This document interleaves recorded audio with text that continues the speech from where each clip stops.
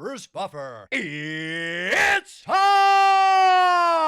for the Anthony Gorgano Show! Live from the Xfinity studio. Oh, man. Well, I want to say good morning, and I want to kind of wrap my arms around you guys this morning. It's a tough one. Fresh off of what happened late last night. That was a game in which we learned about this team, the 2025 Eagles. We learned all about them. We said that last night was the game, right, that you needed to know about. You needed to know, could they get this thing on the right path? Could they get it together and then make a run the playoffs? And last night we saw too much of the same, right? Too much of the struggles. And in a game like that one last night against a beat-up Chargers team, that was the game that told us the story that they don't have it. This group just doesn't have it. In years past, they win that game. So many opportunities that they had. The defense was spectacular. Once again, it's almost criminal that the defense walks off with a loss after how they played. 7 sacks, constantly in Justin Herbert's face. Really, they give up one big play. The 60-yarder to Vidal, like that was it. That was really all there was. The defense just balled out in so many ways. And yet, the offense continued to be a mess. Look, in the end, I feel for Hurts, right? Like, it's easy to just come on right now today and go, oh, look, the quarterback's just not good enough. The guy has won a lot of games here. He's won a ton of games. He's brought so much joy. 2 Super Bowls. He won it last year. And right now he's lost. And the problem is he's got to run, right? Like, you need him to run. And it was a stark difference, right? Like Justin Herbert last night, he only threw for 139 yards. But what did he do? He ran for 66. He extended drives. He was heroic in his performance. With a broken hand, right? He's got that contraption on his left hand. He's got an open wound, fresh off of surgery. He's getting it punched. He's getting it battered. And he's still running the ball, stiff arm. And that's the component. Like the component, especially with the state of this Eagles O-line, the component that's missing is Jalen's legs. There were a couple times where I thought he could have taken off and gotten positive yards and been more of a threat, and he didn't do it. And that was a big thing. Listen, the interceptions, they speak for itself, right? Like, we all saw them. We all saw struggling to make things happen and struggling to see the field. The coaches do him no favors. This offense is just not good. Like, the design of the offense isn't good. It's not creative. All that stuff, it was out in front of you. We all saw it. Like, they can't scheme a first down, right? Like, they can't scheme a first down. That's a problem. That's a huge issue if you can't scheme a first down when you want it. That Chargers defense is not special. It's not. There were too many moments. Like, go back into the end of the first half, which was a killer sequence. You have 1st and goal at the 2. And then they run Barkley, which is good. He gets stopped for no gain. It's 2nd and goal at the 2. And we're all yelling, tush push, right? Like, I don't know about you guys, but I'm expecting the tush push. And they throw it, and then there's a hold, and now the whole thing gets blown up. They're behind the sticks. Like, that's a bad play call. You got to go with the tush push. I get it. It hasn't been as automatic as years past. It's 2nd and goal. I agreed with running Barkley on first down. But then you got to go tush push. And you got to see where it lands you. If it doesn't land you in the end zone, I got to think you get a yard. You got 2 more downs to get a yard. That was the ultimate weapon. You're already pitched off of it. You got the big play. You got to run the tush push. And after the game, and this is what worries me about Sirianni. After the game, he's like, we don't do it. It was at the 2. He did it against the Giants. There was a 1st and goal at the 3. They tush pushed it twice into the end zone. That was against the Giants a couple weeks ago. And now all of a sudden you don't want to run it? Like, come on, man. You have to do that. In the way that pass game was going, the last thing you need, and again, you got to hold, and there was a bad penalty. It's a shame. Mayalata didn't play well last night. The O-line was beat up. There was Toth back in at center. And then how many times we saw the graphic, and I know Andrew has it, out of shotgun. Like they kept repeatedly, and I think it was the Toth situation. But look, the numbers, when he's under center, the offense just works. If he's not going to be a part of the run game, if Hurts isn't going to be part of the run game, then he's got to be under center. Instead, it's the same thing.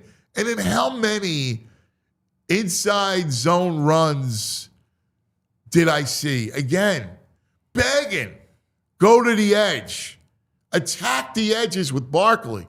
Instead, I got him upright. I hand the ball upright, and he goes for 1 yard in the middle. And we saw that play time and time again. It's just nauseating. It's awful. It's bad offense. Really bad offense. It's easy to blame the quarterback after he throws 4 picks. But this offense and its design it's horrible. It really, there's no movement. There's nothing. And what scares me is that Sirianni spent his week with the mini bye, spent it with the offense. And that's what you get. Not good. And the other issue is with Jalen, look, he has to move. You got to move him. And then he's just not seeing the field, right? Aikman pointed out time and time again, Goddard's open. Take the easy throw. It's either down the field to AJ or it's a throwaway. I mean, that's what the offense has become. That's not a passing offense. That's not winning football. And I feel bad. I have to tell you, part of me feels guilty about bitching and moaning over this team. And it's because of last year and that joy that they all gave us. Jalen, Nick, right? Like that Vic, that whole team, they were dominant. And this league is hard. And this is not an excuse because I was upset as you guys. But it's hard to sustain. Look at the Chiefs, right? Like when you're that good and you're as they were last year, it's hard to replicate that. And then the offensive line is a shell of itself. It just is. And so now there's other challenges. But the constant theme, and there has been one, because even last year, as good as it was last year with the run game, the pass game had spells, right? It just had spells where it couldn't do anything. And there were 3 and outs. And this pass game hasn't gotten fixed. And you want to say it's Jalen, you want to say it's Sirianni, whoever the OC is, the play calling, the offensive design, whatever it is, it's all of it, which we know. But the pass game desperately needs to be addressed. In this day and age of football, you got to address the pass game. And it's a shame because that defense, how great was the front last night? How great was Jordan Davis last night? He was all over the field. He has had a spectacular year. Jalen Phillips had 6 tackles as an end. Like that front balled out. The Kobe Dean, 7 tackles. He had the sack on the blitz. He was incredible. I mean, Byron Young had a sack and a half, right? I mean, Jalix was fabulous last night, Hunt. 2.5 sacks, pounded Herbert, punching the arm. He was all over the field. Reed Blankenship, Cooper. How many plays did Cooper make in space on McConkey? 3. 3 direct deflections. Pass defended. He had 3 of them last night. His coverage was fantastic. They were great defensively. And that's a shame, man. That's what's criminal, is that you waste that kind of effort. And worse is they didn't win. Like, that's a game where they always find a way to win. You're up 16-13. Like, and this was the game, right? You're up 16-13. You're driving. And it's 1st and 10 at your own 46. And they go down the field. Now, why didn't they run Barkley? I don't know. But they decide to go down the field. And the ball is a little high. But A.J. Brown's got to catch that ball. And as great as he was last night, he had a couple drops for the first drive of the game. He's got a touchdown, right? He looked surprised the ball was coming to him. The ball's high, but you got to grab it. He grabbed it later in the game. The ball was out all the time. It was a little touch high, snagged it, ran. Off his fingertips, pick, and it sets up the game-tying field goal. Like, that was the game. And quite frankly,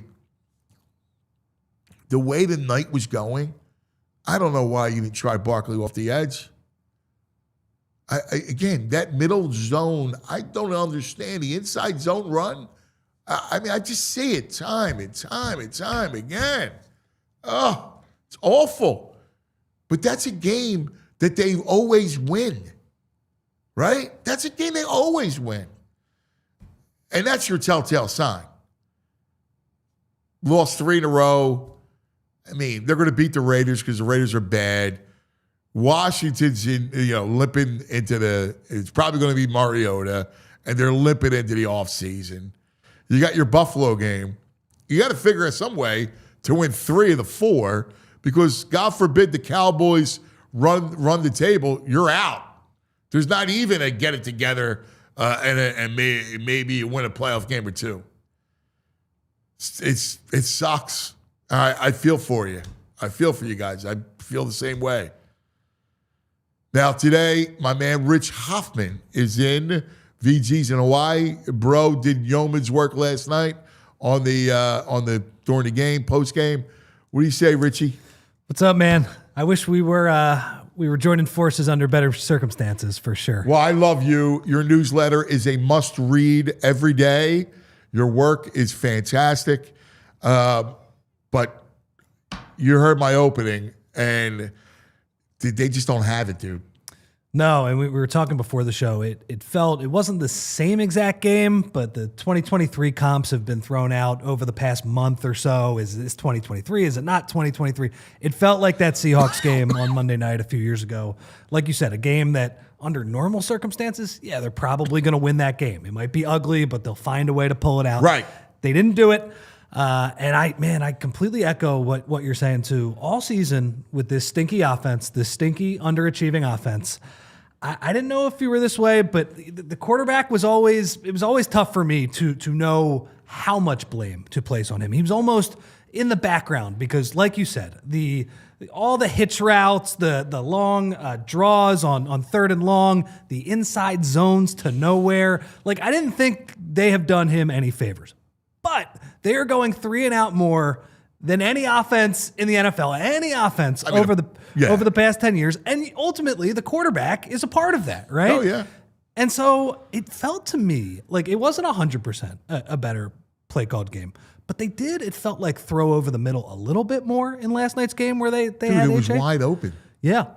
And so when you have, whether it was the play calling or Jalen playing slightly more aggressively at times, because it wasn't 100%. Let's be real here. It wasn't 100%. It felt like they were playing a more aggressive kind of pass heavy game last night, and he turned the ball over 4 times.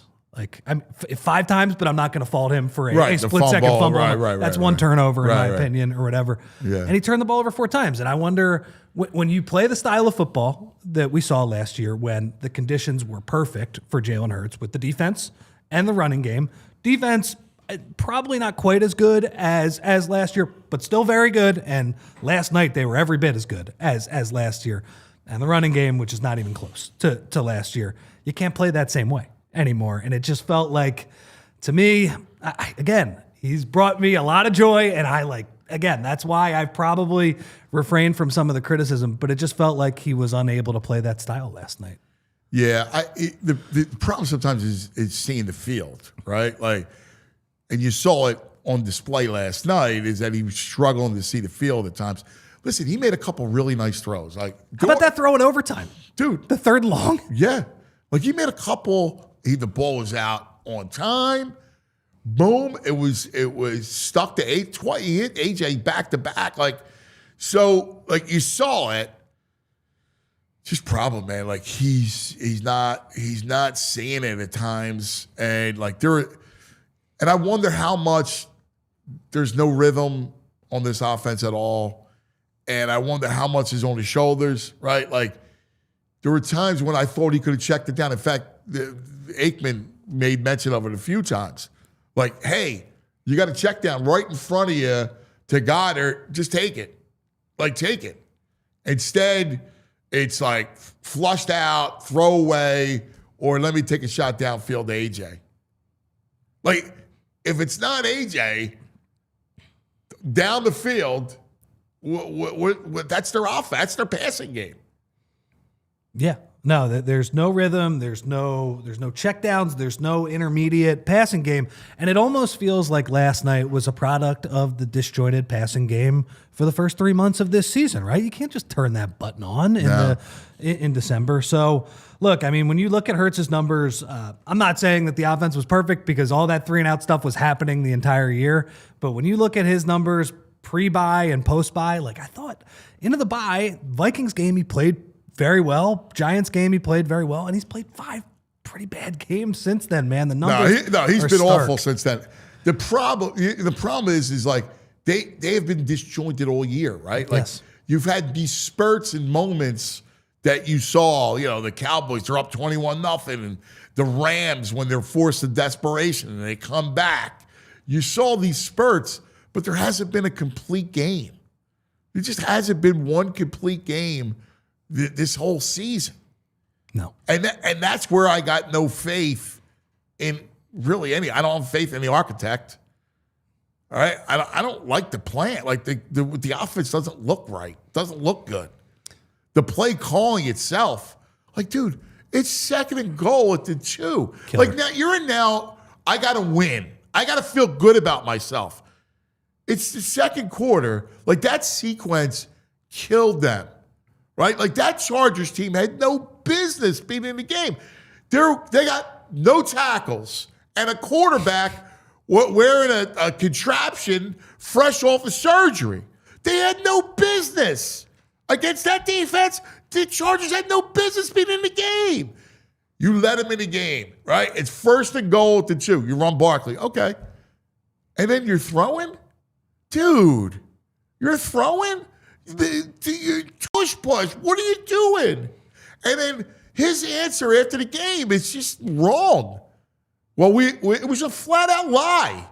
Oh, well, you know, it's at the 2. We don't do it from the 2. Yes, you do.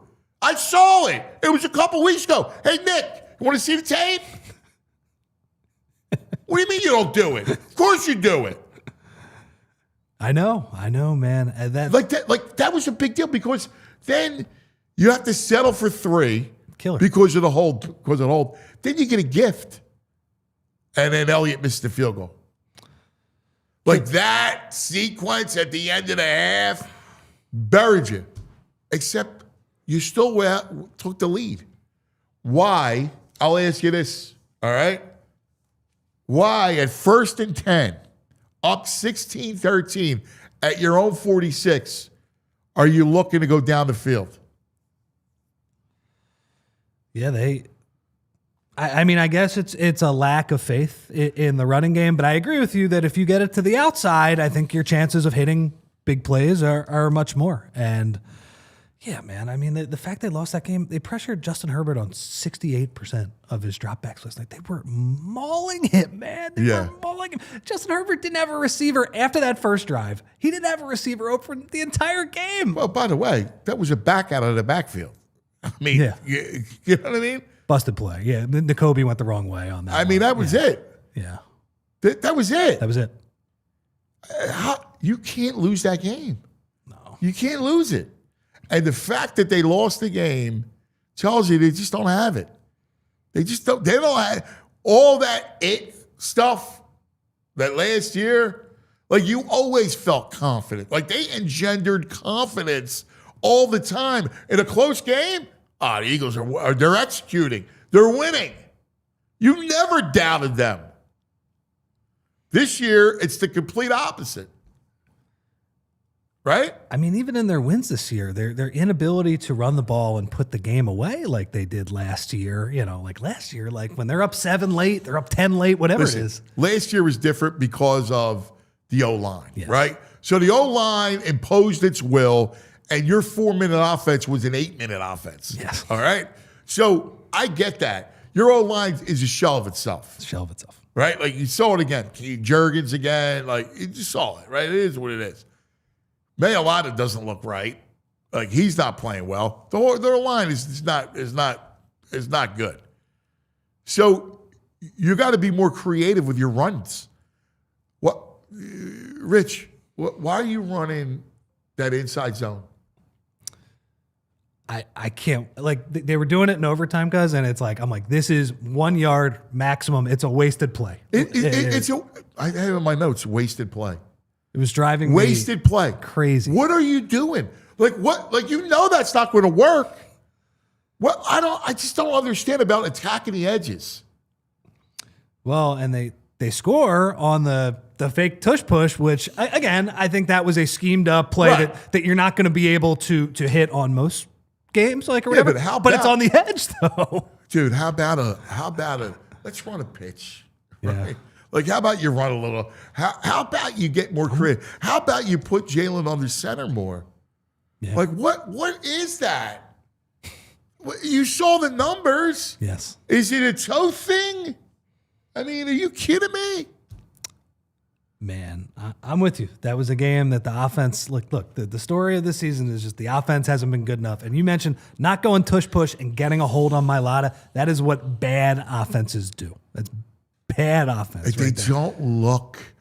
One of the things they always wear is buttoned up, and they're just disheveled. They're disheveled. They're disheveled. They're disheveled. And the coach has got no answers. None. All right, lots to discuss and unwrap. Well, I want to hear from you guys. Listen, chat, send Andrew a note. If you want to come on, we need therapy to talk about it. So if you want to come on the show and talk about it, please, get the invites out there. Andrew, how are they getting a hold of you? Yeah, you can get hold of me by my email, which is andrew@allphly.com. That's andrew@allphly.com. Can you put your use email that bitch and complain line? Put it on the chat. I'll put it in the chat right now. Put it in the chat right now. So if you want to join us, it's in the chat. You just send Andrew a note, and we'll get you up. All right, we got plenty to get to. Franny is coming up. I want to get the films and kind of pick his brain at what he saw. A little bit later, BG will be in here fresh off the flight. Man, that defense was special last night. It was just so good. Lots to get to. Man. Let's take care of some business. We'll come back with Franny. Hey, look, holiday season's here. Football, the bowl games, all the NFL, and the playoffs around the corner. You got people coming over the house. Do yourself a favor. Get Xfinity. All right? The only way to watch sports. I know. That's what I do. I'm a sports junkie. That's why I got Xfinity. I get 4 games at once. I get Xfinity's best picture in 4K. I have the enhanced sound. I have stats on my screen. If you call yourself a sports fan, you have to get Xfinity. That's right. The greatest way to watch games. Listen, make sure it's a fan flex. All right? Next game day, make sure that big fan isn't a big fail. Learn more at Xfinity.com. Xfinity, imagine that. Restrictions apply. Guys, when you're watching an Eagles game, everybody wants that dream setup. Maybe you have a man cave, maybe it's in your living room, but everybody wants that place where they can invite their friends and family over to watch the Eagles game and have the best enjoyable experience possible. So picture this, a fan cave that actually feels like a dream setup. And thanks to Ashley Furniture, that could be real because Ashley is giving away a $2,500 Ashley Furniture gift card and a $1,000 Jordan Spector art gift card. You can go big on a sectional and level up your walls with incredible Philly sports art from Jordan Spector. So just visit AshleyFanCave.com, check your eligibility, fill out the form, and then you're entered. It's that simple. Enter now, and you might be watching the next big game in a fan cave built by you, courtesy of Ashley Furniture. More than anger, I feel a little bit, I feel sad. I feel like there's a loss. Like we got our answer. We were wondering, can you get it turned around? And look, they're going to still win some games, but I don't say it. Do you think if, again, they're playing 3 pretty bad teams out of the last 4 here. Let's say they get a little more competent. I mean, like, look, I'll believe it when I see it because they really don't blow out anybody right now. Yeah. Do you think this one will still be in the back of your head going into the playoffs? Yeah, I just don't know that the offense is broken. Yeah. So I just, you might look a little bit better against bad teams, but the offense is broken, and that's the problem. All right, we got our man Franny Films with us on the Xfinity mobile guest line. Francis. They do not crave food nor drink for nourishment, for they exist solely on the glow of the all-22 monitors. They are the Leatherheads, and he is Franny Films. Oh, Francis, thank you. I wanted to pick your brain this morning. Does it feel like we got our answers about this team? Yeah, I mean, it's just more further confirmation of what we've seen over the last month, and that this is one of the worst offenses in football right now. I mean, full stop. Yeah, I think when you look at what this team has done since the bye, we're now it's 5 games now, so this is the last month and change, and which is a good sample. It's a sample that NFL teams work off of. And when the Raiders go into the office this morning, and they're already in their game planning, when they go in, and the defensive staff's like, all right, let's look at this offense. It's again, they're licking their chops saying, okay, like we've got the ability to stay in this game, and that's what we talked about it on the post game show last night. It was like, oh, is this a get right game for the Eagles? There's no game's a get right game. This team can't take anybody lightly. To me, I think this is a situation where they need some positive vibes. They need to get back on track. They haven't scored more than 1 touchdown in every game since the bye. It's dire straits. So let's unpack this thing, especially against a Chargers defense that you should be able to move the ball against, right? Like, let's start running game because the pass game was the pass game. We're going to get to that. A lot to unpack there. But the run game, the constant inside zones, they're wasted plays. I'm early fourth quarter right now, so I'm getting into like the fourth quarter and obviously overtime. And one of the things they ran a few different versions of various inside runs, and they've had I would say they've had some success on some of those inside runs early on in this game. Again, they had some inside. It was probably the first time all season that Saquon had 2 consecutive plays of 10+ yards. They had the 19-yarder, and then they had the 10-yarder on the very next snap. It's like, all right, like, yeah, you can get cooking. You can move the ball on the ground against this team. And I think that they probably saw that and said, like, oh, in terms of coming into the week, like, all right, like, we can stick with the run game here against this defense because this pass defense has been pretty good. They don't give up a lot of explosives. So when I look at it, I don't fault them necessarily for that. But it's just a lot of the same stuff we've been talking about, guys. I just want to attack the edges, though, Fran. Like, yeah, right. That's what I mean. Like they'll have success here and there. I saw it early in the game, but how many times you see that? Saquon gets the ball, he's upright, and he's got nowhere to go. He's got nowhere to go. I mean, I see that time and time again. Third quarter, they ran an inside trap play. So, they go, all right, we're going to trap. We're going to bring the guard back around the other side. He's going to block the defensive tackle. The nose tackle blew past Cam Jurgens, like blew right past him, right off the ball. And so Tier Tart gets into the backfield, wraps up Saquon. Yeah, I remember that. 3 or 4 yards deep, right? And so then he goes for -4. There's another play. All right, we're going to run behind Grant Calcaterra on the play side of a zone run. And it's like, all right, that's dead on it. That's DOA. That's got no shot at getting off the ground. So it's a lot of the same things that we've been talking about. Dickerson again, like hasn't looked healthy. Didn't look healthy. Cam Jurgens, I mentioned, lost a couple. Tyler Steen didn't have the best night. So that interior 3 has really struggled, and then when you have Fred Johnson in there, run blocking is not Fred Johnson's bag. So their longest run of the night came on that, the fake tush push, like that was a well-designed play, nice job, but that's not something that you're going to sustain drive after drive after drive. They just have not been able to get anything going, really, and it's not even just like run game, like pass game wise. Obviously, it was no better.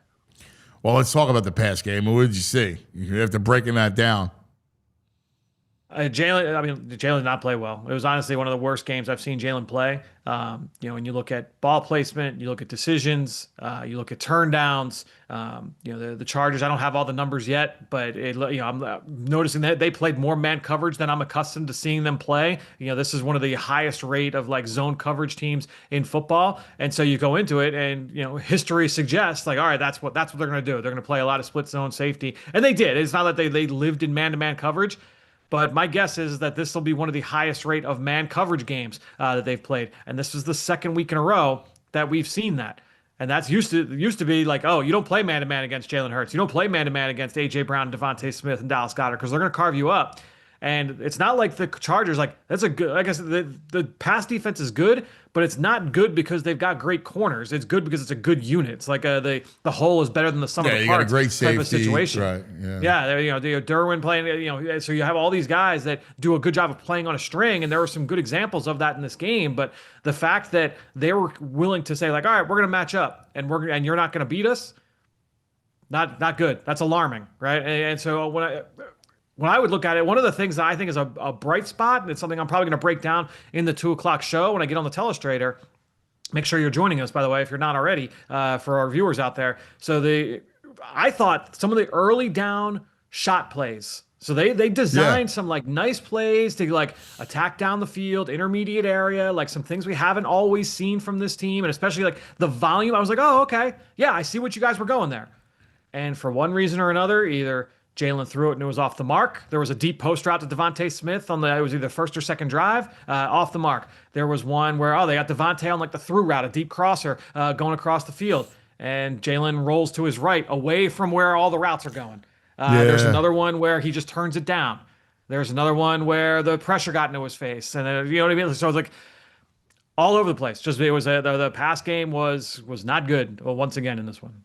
How much did he miss? Like looking at the all-22, how much did he? Because Aikman made a mention of it a few times that he had easy checkdowns for positive plays, and just didn't see. I know I saw just off the naked eye saw Goddard a handful of times. That was literally the play I just finished watching. It ended up being like that's a like bad process, good results type of play. Like no, yes, where. he had Devontae. Basically, what they did was they ran a post route with Devontae Smith outside. You had AJ Brown coming across the field, which they hit a couple of times in this game. And it looked to me like Jalen wasn't even looking at Devontae. He wants AJ the whole way, and he had like Devontae would have been there. And that's one of those where depends on how it's coached. Hey, like, do you have an alert on this play? Is this like we're going from AJ to Devontae back, or is it you start with Devontae and then you work your way down? We don't know how they coached it, but Devontae's open on that one. He wins the top of the route against a corner that he's going to dust, right? Like it's the corner Cam Hart who made the PBU in overtime. In short zones, that guy, he's got great length. He's got 33-inch long arms. Like he's going to shrink those windows down. But you get him ISO'd one-on-one against Devontae Smith down the field, like that's a winning combination. That should be a green light. Devontae beats him, but Jalen says, all right, but I'm not going there. I'm looking at AJ. They take away AJ. And that's when Troy pointed out on the broadcast, Troy Aikman pointed out, like he had Dallas Goedert leaking out, underneath, and that's where the ball should go. But he rolls out to his right. Darius Cooper makes uncovers late, and he's able to hit him for 19 yards. So it's like, all right, like that's a good play. But again, it's not a sustainable way to live. It's tough football to live that way. You're rolling the dice every time and more often than not, it's come up snake eyes for the Eagles this year when you've played that way. I think there was a stat from Next Gen Stats. Let me pull it up real quick because that's a play where Jalen holds onto the ball for an extended period of time. Yeah. Oh my God, it was so funny. This is the stat from Next Gen Stats. Jalen Hurts completed 5 of 20 passes. So, we'll do the math there. 5 of 20 passes, 25% for 99 yards, 4 interceptions when holding the ball for longer than 2.5 seconds in the Week 14. 20 passes where he held it for 2.5 seconds. And again, this is not Jalen holds onto the ball too long. That alone is bad. That's not what's bad. It's what happens when you hold on to the ball that long. And if you are going to be that bad holding on to the ball that long, get rid of it. And then you're not taking advantage on the layup, the stuff where you get the ball out quick, that's when you see what we saw last night. Yeah. There was a number of times when early in the play, he's got someone. Aikman also pointed that out. That early in the play, he's got someone, and he just didn't. He doesn't throw it, and I just don't know why. Like the principles of that offense is the ball's got to be out. Like that's what's missing. Like it's funny when you watch. Let's go Dallas, right? Because Prescott is so good at it. The ball's out. Like yes, 1, 2, 3, and the ball is always out. Like that's something we don't see with this offense, and it's supposed to be in it.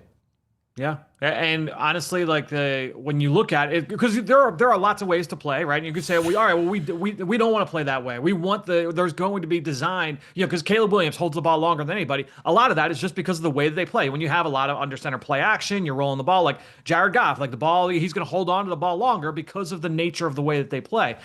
To me, it's where Jalen is holding onto the ball for a long time, and a lot of it is for like the wrong reasons, which can be okay if you're making them pay on the back end of it, right? Like Patrick Mahomes can play that way. Right, exactly. Patrick Mahomes, Mahomes going to get you out of it. Lamar Jackson, he's going to extend the get play. You out of it. Right. Josh Allen's going to get you out of it, right? Like those guys, if you are going to allow the quarterback to play that way, A, you want to be able to give him some viable answers on that, but then B, the quarterback's got to come through for that. The receivers, everybody's got to come through on the other side. Too often, and honestly, first play of the game is a great example. First play of the game, they go empty, and they motion a receiver out from one side. They basically isolate A.J. Brown on the left side, and it's like, all right, you're going to run a slant, and you got hitches over here.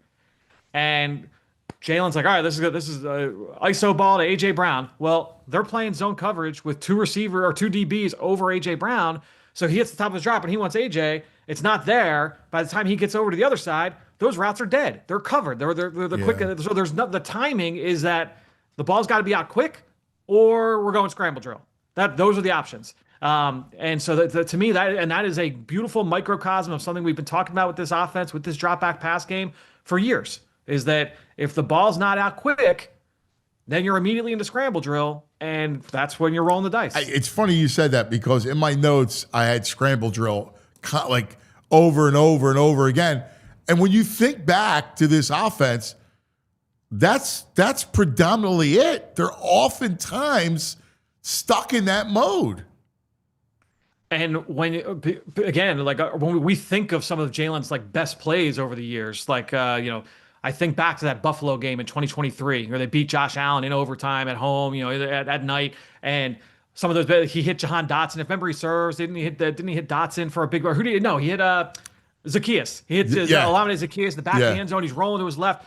Unbelievable play, unbelievable throw. Those plays are few and far between outside of structure.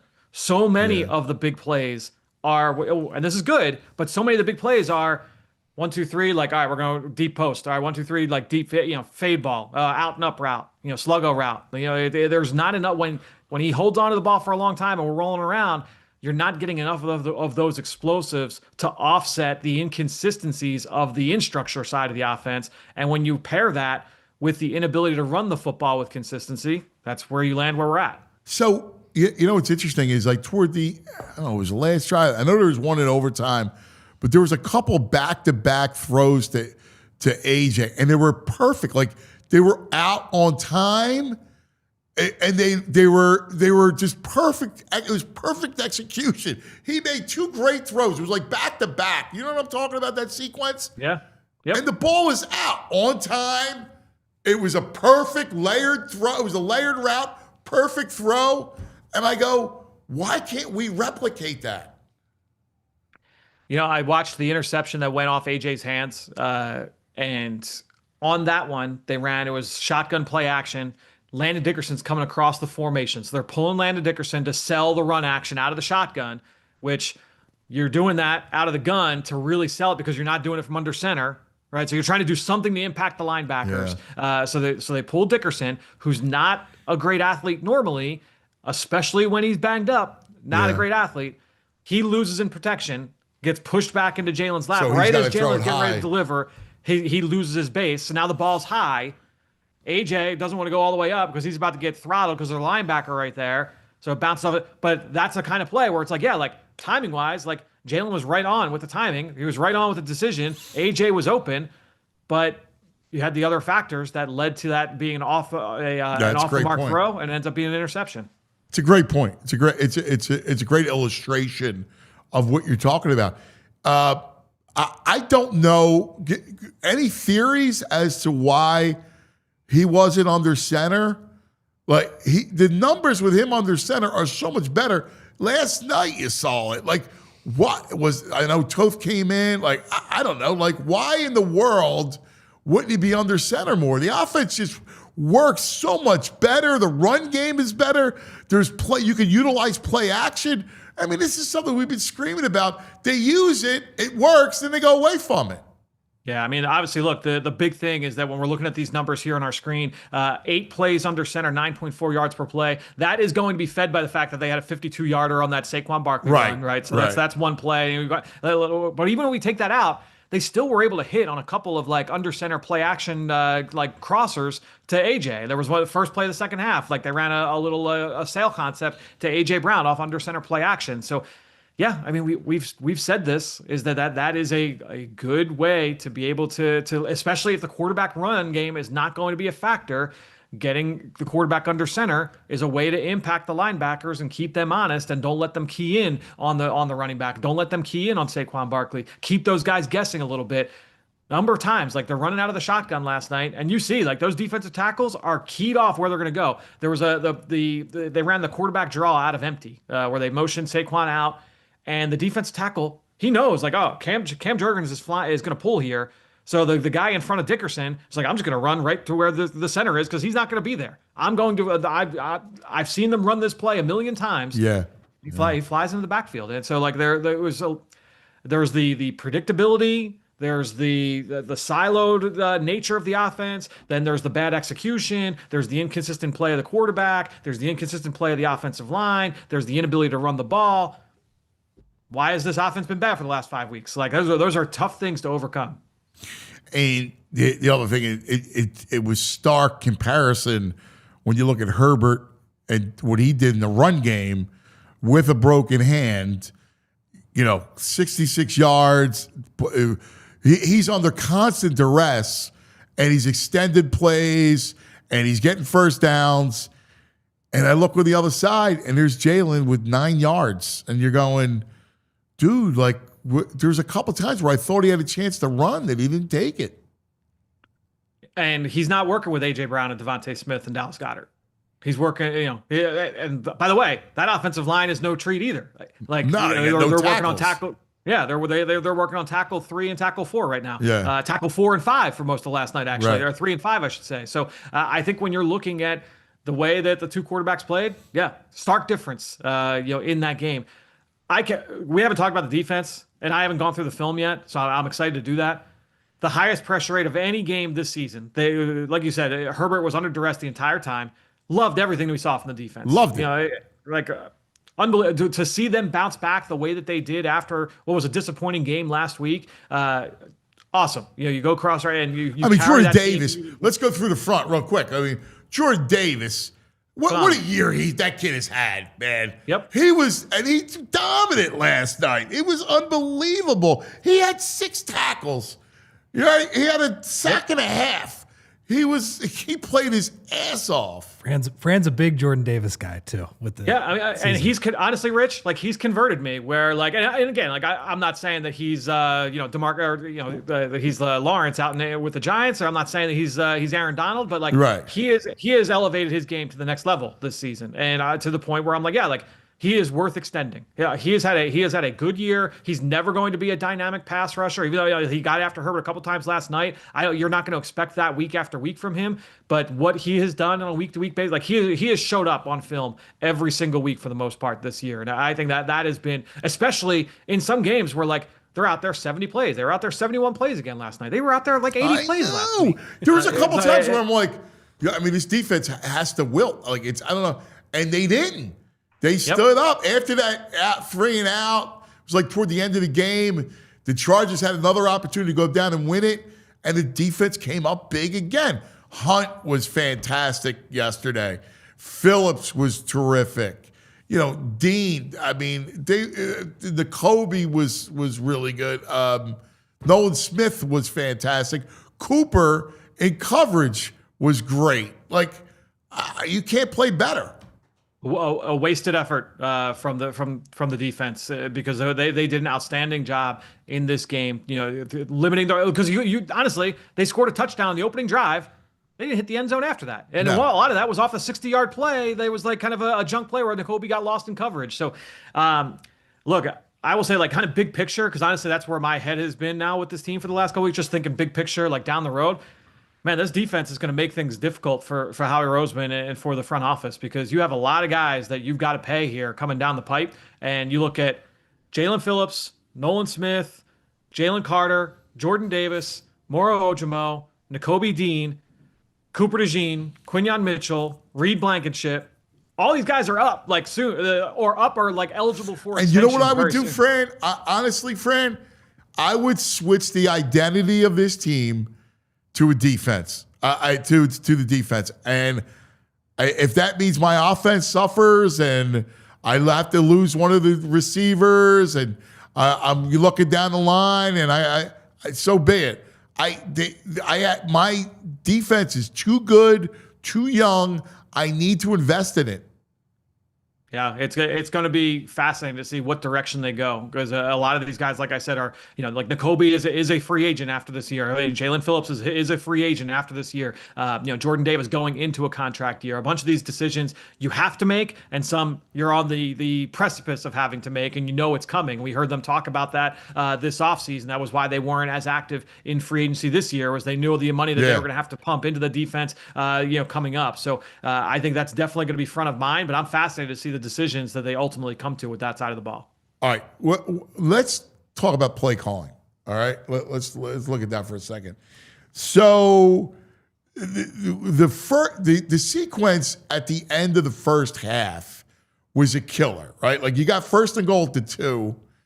They run Barkley, okay, he gets stuffed. Then they go pass play where the hole puts him behind the sticks. Yep. Sirianni's asked about why no tush push, and he goes, well, we're at the 2.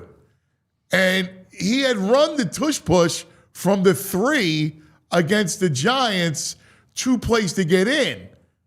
Yep. I think it's fair to ask, why no tush push in that spot? Yeah, and I don't know if that's fed by even we've kind of read through, if you're reading between the lines, like listening to the quarterback talk about it, or other people talk about the quarterback talking about the tush push, and he's like, yeah, there are other ways that we can do, that we can get a yard, that kind of deal. So I don't know if that's fed, or if it's just like, hey, like it's 1st and goal, we want to try and run this in. And on that one, if memory serves, that Tyler Steen lost to the point of attack on that 1st and 2 play, and then you get the penalty on the next one. I mean. Yeah, it was honestly though. I would have ran it on 2nd and goal at the 2. I would have ran it. I mean, right. You've seen them get a yard and a yard, right? Like I've seen that time and time again. I just don't know why you don't do. Why you're going to throw with your pass game broken, your O-line beat up. I just don't get the mindset there. Yeah, so you get the penalty, then you go 2nd and 12, and they go with a draw play out. They fake the QB draw, think they're going to catch them, and then want to hit Goddard down the seam. If I remember right, they hit that for a touchdown against the Colts on the road in this might have been 2022, maybe 2021. They've hit that before. It's been a few years, but LA sniffs that out. Then they come back on 3rd and 12, and this one was a killer. This was the play. Hurts rolled to his left, and it looked like it might have been a sack fumble. He got hit as he was throwing. Ended up being an incompletion. So they settle for the field goal. Man, it was man-to-man coverage. They're running 2-man with a QB spy. So Jalen doesn't have anywhere to roll here, and that's why he ended up getting chased down. But you got a spy, 3-man rush, man-to-man coverage, and all the time we've said all the hitches. They don't do anything to beat man coverage. This one, they ran basically a 3-man stack over to the left. They had Devontae Smith running a slant underneath it, wide open, middle of the field. Ball should be out on Devontae. That's a 12-yard touchdown. And he just didn't throw it. Throw it. That was the worst turn down of the night for Jalen Hurts, was that play. And I think that goes to show kind of how broken this offense is, Fran, because traditionally Jalen Hurts has been better against man coverage. He's kind of that's the zone has been the issue for him for the most part. I think the last thing I would say, Fran, for me is AJ Brown. Jalen Hurts did not play a very good game, but it felt like on my couch that AJ Brown left 3 pretty big plays on the field there. You are not as emotional watching the game. You watch much more football than I do. Where did you fall on sort of AJ on that first play, on the interception, and then the one at the end on the end zone throw, which would seem like a pretty good throw from Hurts there? Yeah, the end zone throw at the end is the one where I wish you would have had that. The first one, the very first, you're talking about very first play of the game? First play. Yeah, I mean, that one is like scramble outside of structure. You'd like him to make that play. Like AJ, it's AJ Brown. You'd like him to make that play. I'm not killing a guy for not making that one. You'd like him to make it, but it's like, all right, I get it. And then the second one, or the one over the middle, that's another one where I'm like, probably should catch it. We just saw Zach Ertz tear his ACL on a very similar kind of ball in a similar part of the field yesterday or on Sunday, where he's going to take a shot. And again, AJ's running through the teeth of the defense. He sees the linebacker, Dian Henley, right there in front of him. He's running right to him. So I get it. It's like one of those where, it does not shock me that was the outcome.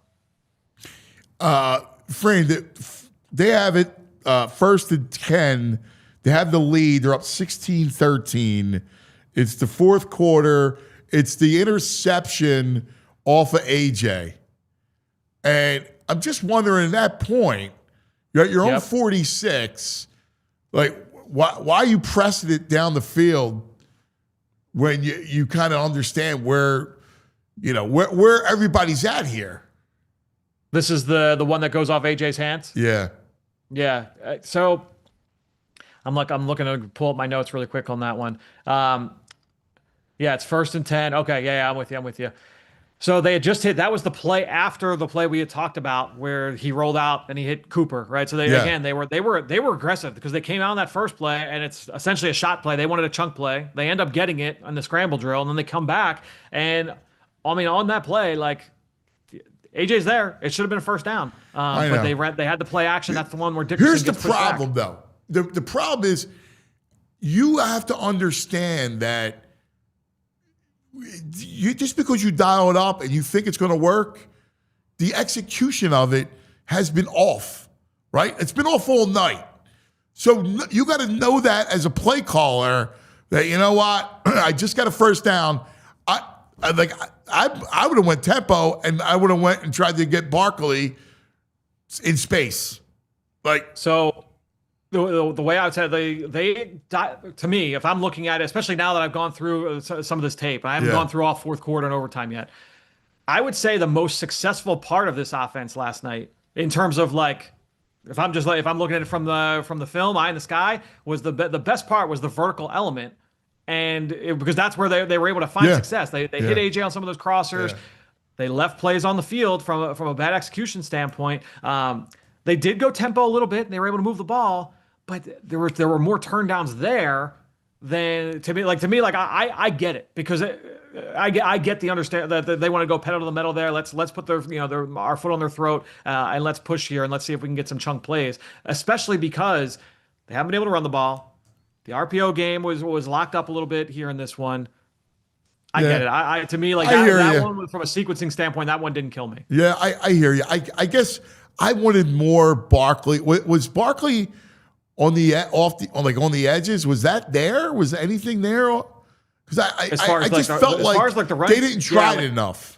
Yeah, run game wise, they thought that they wanted to go at this defense. Just in terms of like how what the play calling looked like, they clearly felt, all right, we're going to try and run at this unit as opposed to take it to the outside. And probably because hey, like we run outside, that's where Derwin James is, because he's their big nickel. He's essentially their Cooper DeJean. So like, all right, we're not going to run over that direction, in his direction. It felt like they wanted to have more success running right at the teeth of this defense.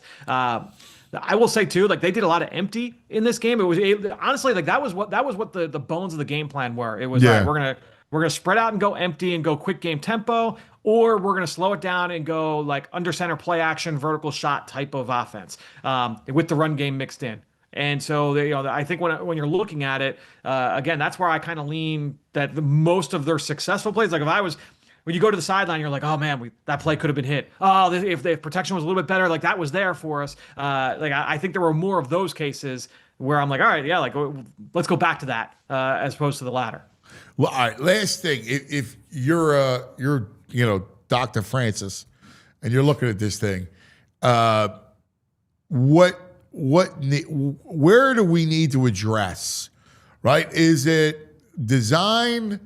Is it, obviously execution, everything's all on the table together. But where do you want to just focus right now? Because a couple things I feel like they need to be able to like I watched Ben Johnson get easy first downs. Like he's got a way to scheme easy first downs. Everything with this offense feels labored and really hard. It does. Now, let me ask you this quick follow-up to couch this. Is this the doctor is called for right now, or the doctor is showing up in January? Give me both. If the doctor's showing up in January, I think we're stripping this down conceptually and saying like, okay, like let's really because you're not going to be able to remake this on the fly. Right. They had a few days. This was their best opportunity to do so, and I didn't expect them to completely revamp it conceptually here in the last few days. So, I don't think that they're going to make drastic changes. You're working with what you got right now. If we're going in right now, I would say that the big thing is you always want to work with your players and say like, hey, like what are you most comfortable with? The problem is that I feel like they've always done that. And I don't know that necessarily like sits in reality, because, and also too, if you don't want to do the QB run and we don't want to get under center because the quarterback, you're backing yourself into a corner. And so I do think we kind of have to be real a little bit here this fall and say, all right, down the stretch here, last few games, what are we going to do here? I think you have to. To me personally, I'd lean more into the under center side of it. I'd lean more into the vertical side of it. What I'm concerned by now, though, Ant, after 4 interceptions and 5 turnovers, he's not going to throw it. No shot. No, they're going to be. Ball's not going to be out. They're not going to do it. Swinging back the other way. It's going to be ball control, quick throw. Let's get the ball. And they don't play well that way. Yeah. So to me, like. Unless they're going to go straight, like build the whole boat out of the RPOs, it's going to be more of what we've seen. Yeah, because he just, I don't know what it is. I mean, I know they ask him about it, and there's all the whispers in the building. I've heard it for all season about his reluctance to run. I mean, I don't know how you win if he's not running the ball. If the QB run is not a part of it, your shotgun run game loses teeth. And so if the shotgun run game loses teeth, and you're not going under center, the linebackers, the safeties, the nickels, like everybody that now you're helping them out. Yeah. And so that's what I'm saying is like, all right, we got to get him under center, and we're going to do more under center run game and more under center play action. At least you have a play action. At least you have that. Right. Yeah. And so that would be my answer, without putting too much thought into it. Yeah. But yeah, it's I don't have a ton of faith that they're going to be able to get this completely righted here in the next few weeks, unfortunately. I hope I'm wrong. I know. Franny, you're the best. You're the greatest. I love talking to you about this stuff, man. 2:00 today. You got to be watching. You got to become a diehard to get Fran stuff. It's just so good. I'm still pissed about Notre Dame, Franny. Yeah, you're not the only one. A lot of people out there. Make sure you're subscribed. Thank you, Andrew, for make sure you become a diehard. You get the draft guide. Look, you might be ready to look big picture. Maybe that makes you feel better for the Eagles. And if you are, and you're ready to look ahead to the draft, I think I've got over 250 guys written up right now for the draft. Good head start. Have you done any quarterbacks? I've done like 18 quarterbacks.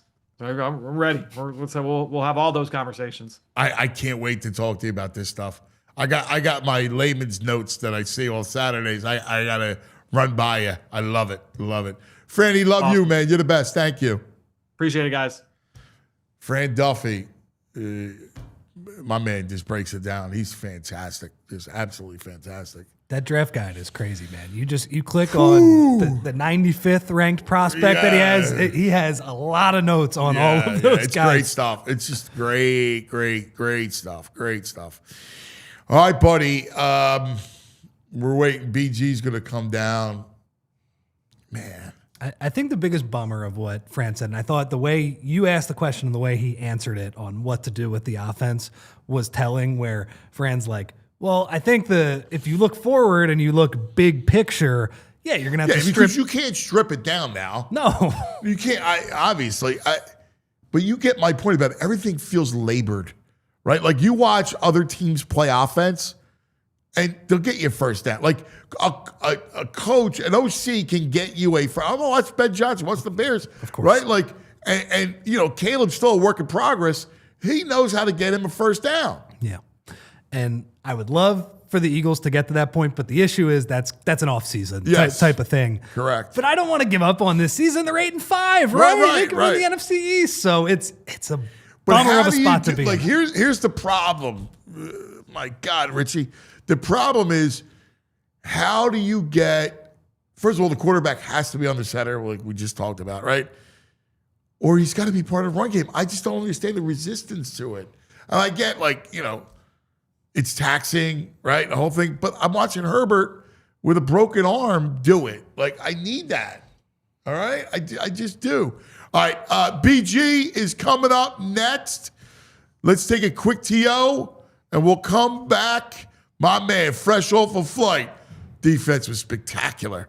We'll talk all about it coming up next with Unblocked Brandon Graham. Next. Gang, join me and give the gift of entertainment this holiday season. Tickets to see national headliners at the Excite Center at Parks Casino make a great gift. Parks Casino has something for everyone's entertainment taste.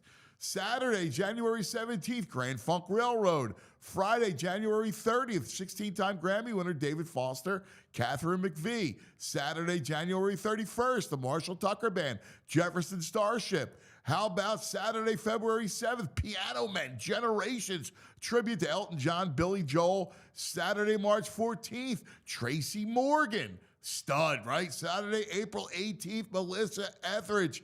Tickets still on sale for the Led Zeppelin tribute coming up this weekend, December 12th. ParksCasino.com to buy tickets. Got to be 21. If you have a gambling problem, please call 1-800-GAMBLER. Hey guys, the holidays, they're coming fast, and it is the perfect time to teach your kids a little something about money And Greenlight makes it easy. Greenlight is the all-in-one money app and debit card. It's made just for families. It helps kids learn to spend wisely, save for what matters, and build smart money habits, all with you, the parent, calling the plays. And here's the best part. TrueMark Financial Credit Union members get a free custom card with their free Greenlight subscription. That's a $79.99 value. Not a member yet? That's no problem. You can open an account online or at any of TrueMark Financial's 24 branch locations and score this exclusive offer. And with Greenlight, you'll get real-time spending alerts, easy controls, and an instant on-off switch for your kids' cards. Plus, kids can earn their savings and manage chores and allowance right there in the app. So make this holiday season a win. Visit TrueMark.com/Greenlight for all the details and get started today.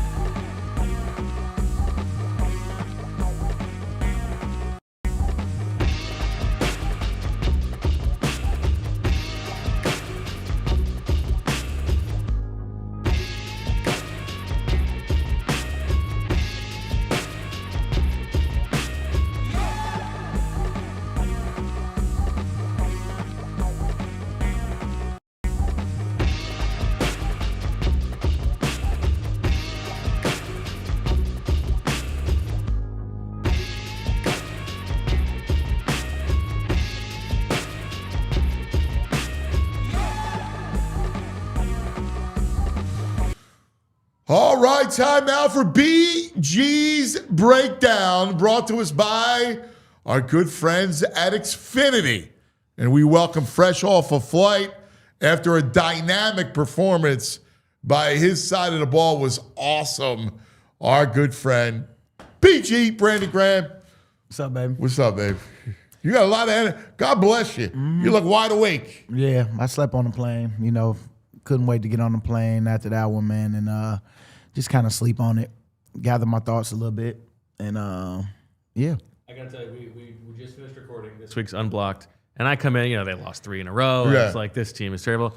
And now, after spending an hour with BG, I'm feeling pretty good. Hey, He's gonna turn this thing around. I'm glad, Bo. That's his power of positivity. Well, you do. You have that way about you. And truth of the matter is, your fan, media, whatever you are, you have the luxury to be up and down.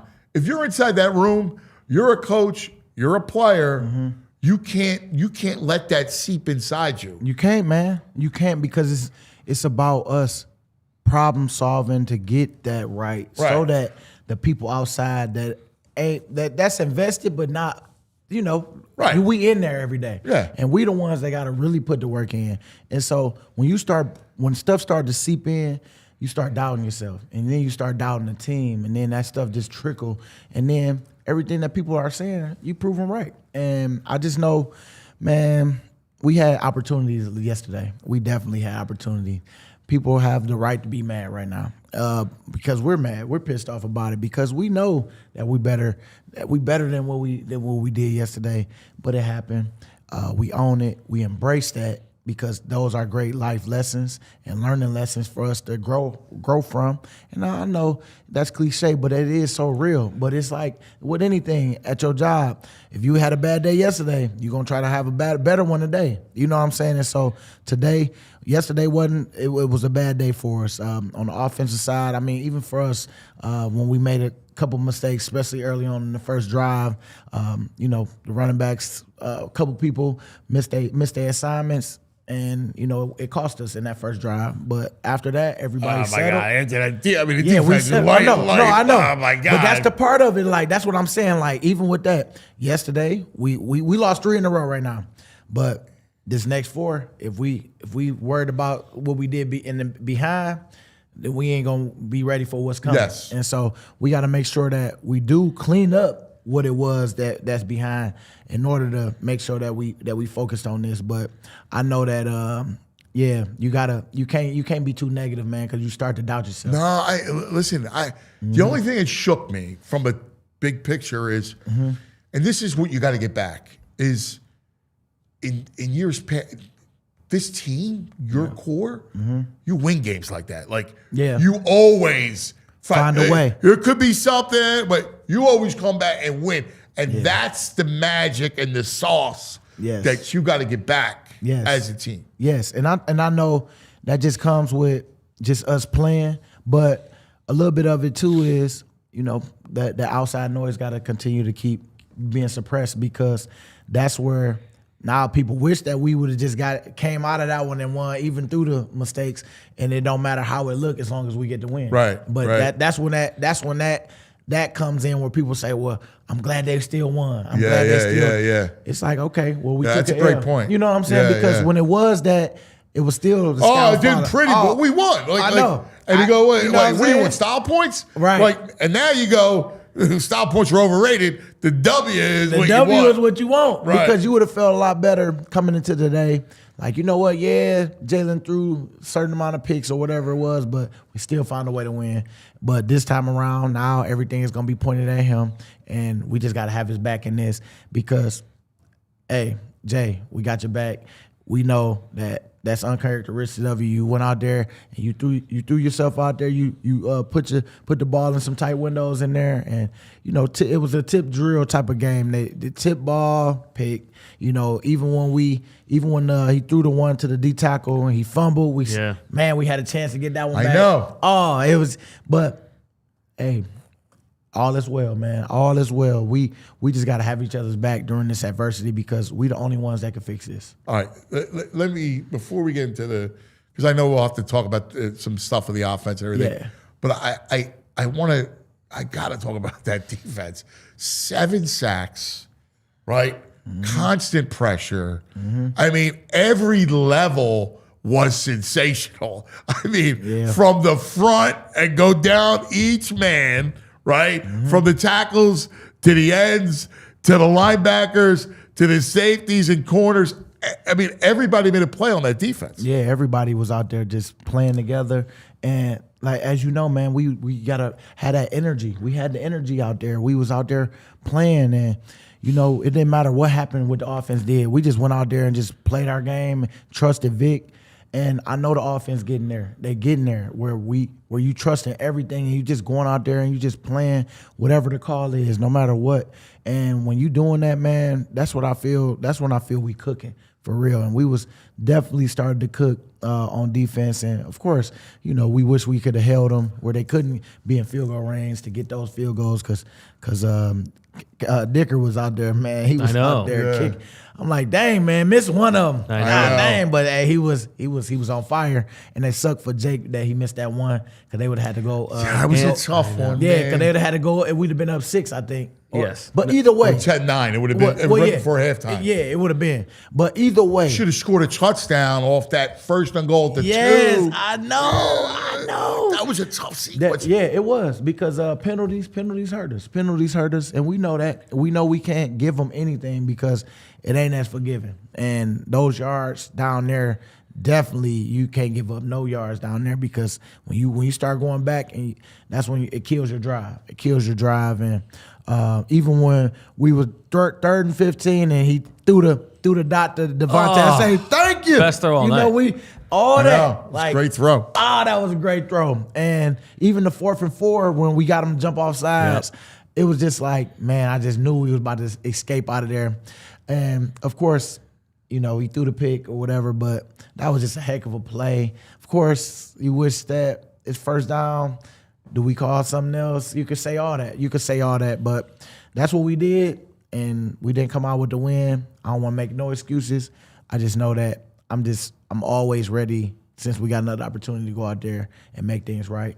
And let's make it right at home, against the Las Vegas Raiders, who people gonna say they should do this. No, they professionals too. We just gotta make sure that we don't overlook them.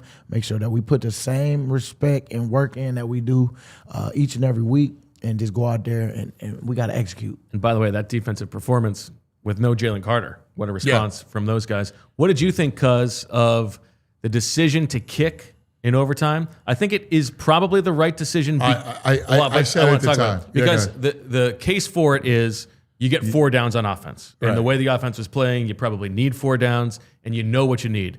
The flip side to it is if your defense is the unit that you trust, giving them the break after they were just on the field, yes. I could have gone the other way. I would have gone the other way for a couple of reasons. One, because the defense was just on the field. Yeah. And it was spent half the fourth quarter on the field. Yes. All right? It was so good, giving them a rest. And here's the other thing. I want the third possession in case the game comes down to 3 possessions. I got a third possession. This is actually one of the few things the NFL has gotten right is that they have made the rules here enough where it really is kind of 50-50. You could go either. There's no obvious choice. I think it's more obvious than not, only because if the game extends, it's 10 minutes. Yeah. 10 minutes goes by fast. I'll have the third possession, I believe, right? I still have a shot to go down the field. That's why I think you have to take it. Now, it did end up working out for them because they did know that they could go score a touchdown and end the game. And then obviously the turnover happened. Yeah. I mean, it's interesting. Let me ask you about Herbert, because you guys tortured that kid. It was awesome. I have to say, like, That's the violence we love. It is the violence we love. We love defense. Like, I just love defense, right? Yeah. And you guys getting after that kid, I give him a ton of credit because, I mean, he balled out. He did what he had to do. He did. He held tough in there. He stood tough, and he took some shots. And does he do any talking? No, not at all. Nah, I didn't hear him talk at all, other than making his checks on the and line. Then, Nah. I ain't even hear none of that. He just got right up, got back to the huddle. I say the word. No, I ain't saying a word. You know, just kind of like had that look on it, like. I saw Jalen punch yeah. He wasn't hitting the head. He's going for the ball, right? Yeah. He makes that punch. I went, ow. Yeah, he didn't show no chink in his armor, man. Like, for real. He showed hey, I gotta give him respect. He held tough. I gotta glow, take a moment and feel good, because this defense, I mean, let's go individually, because Jordan Davis. Oh, I mean, how about that kid? He deserves so much credit. Yeah. I mean, I'm telling you. You know, he got himself in great shape. He learned how to play. And I listen to him talk now, and he talks like Vic. He's channeling Fangio. And I love that from a young player who it clicked. Yeah, and you know what, man? It's sometimes who you bring around them players. Like, because for me, even for myself, I'm thankful to have gotten at a time where I was trying to turn things around with Doug coming in. Then you got Schwartz as a coordinator that you respect, that got respect, and taught me so much about the game to where things started to move a lot slower for me, because now I understood like little different things. And that's the same thing with Vic. Vic is a guy that came in that people respect, that you see his track record and you can trust them, and then trust him to put you in the right position. Right. And that's all it is trust. You can see exactly what you're saying, like with Jordan Davis, like pretty much verbatim talking just like how Vic talked, because of how much respect he has for him and how much he knows that he's putting him in position. And all he has to do is make those different choices, like he did this offseason, going out there, getting right, making sure his body in the best shape, because he know what he can do. And man, that's what happens. Like, when you got young players and you got great coaches in there, man, that's half the battle right there. And then you build the trust as you continue to keep flowing and going in the season. And you can see it right now, showing up big for Jordan Davis right now, man, because he had a game yesterday. He was playing. I think I would probably make the case, tell me if you agree, Cuz, that relative to expectation, he has had the best season on the team. Yes. Yeah. Relative to what the expectation was, I think he has most overperformed. Yes. Yeah, I completely agree. You know what's fascinating about defense is that you made me think about this, talking about Fangio and Schwartz. And I think what those guys do so well is that they give you the answers to the test and they simplify it, right? Yes. It's like a math equation, Yeah. right? Like, so whatever position you are, you look and you go, all right, forget about it, what's going on over there. I don't need to worry about it, right? Yep. I just need to know this one tell, and this is my job. Yep. And that's the truth. Don't worry about nothing else. Blinders, like right here. This is your job. Then get to the ball after you do your job. And do it, with a smile. Yeah, You know what I'm saying? But when you And simplify consistently. it, right? Like when it clicks, Yes. that it's just a math problem, right? And you go, all right, like now I know if I have the answers, all right, like I get it. This is what I got to do. No, I still have to win at the point of contact. Oh, yeah. But I at least my advantage is my mind's not convoluted. It's not swimming. Yep. And it's like you said, when it's swimming, that's when you play slower. Yeah. And we play it faster because we trust in what Vic said, and during the week, this is what we're going to see, and you just go out there and you execute off whatever the call is, and you just go play. Talk about Jalix and how much, he had 2.5 sacks. Yeah. He was all over the field. And how much mentoring have you done with him between last year and he coming back this year? Well, you know what? I ain't going to take all the credit. I think that he's just made the choice to go out there and just put the work in every day because he knew that it's his time. You know what I'm saying? He's going to be in the game. He's going to be playing a lot more. He played a lot last year, even played good in the Super Bowl and all that, but it was his learning year. That first year is always that learning year. You want to continue. You want to help the team the best you can, but to come in on the Super Bowl your first year, that's nice. Now you got a bunch of experience already just from making it all the way that long. You see what it took. You see what we did consistently, and now you're trying to, do it again. And so I know for him, he's just been, accepting the challenge, man. And he come to work every day, have his fun. He be out there, got handshakes with all the guys, and you could just tell that he's getting comfortable in his role on the team. What's his handshake with you? You know what? We haven't got one. I mean, because I didn't start off with them right off the rip. Yeah. But he showed, throughout, like, man, we gotta come up with something, BG, because he got a bunch, and I don't know how them boys be remembering all of it, but it just come naturally for some people. Jalen has a lot too. And I was like, how do you remember all of these? I'm like, for real, them boys just be. I'm like, with everybody that come up, it's like, dang, I forgot. Yeah. Damn, with you. Oh, dang, it was that.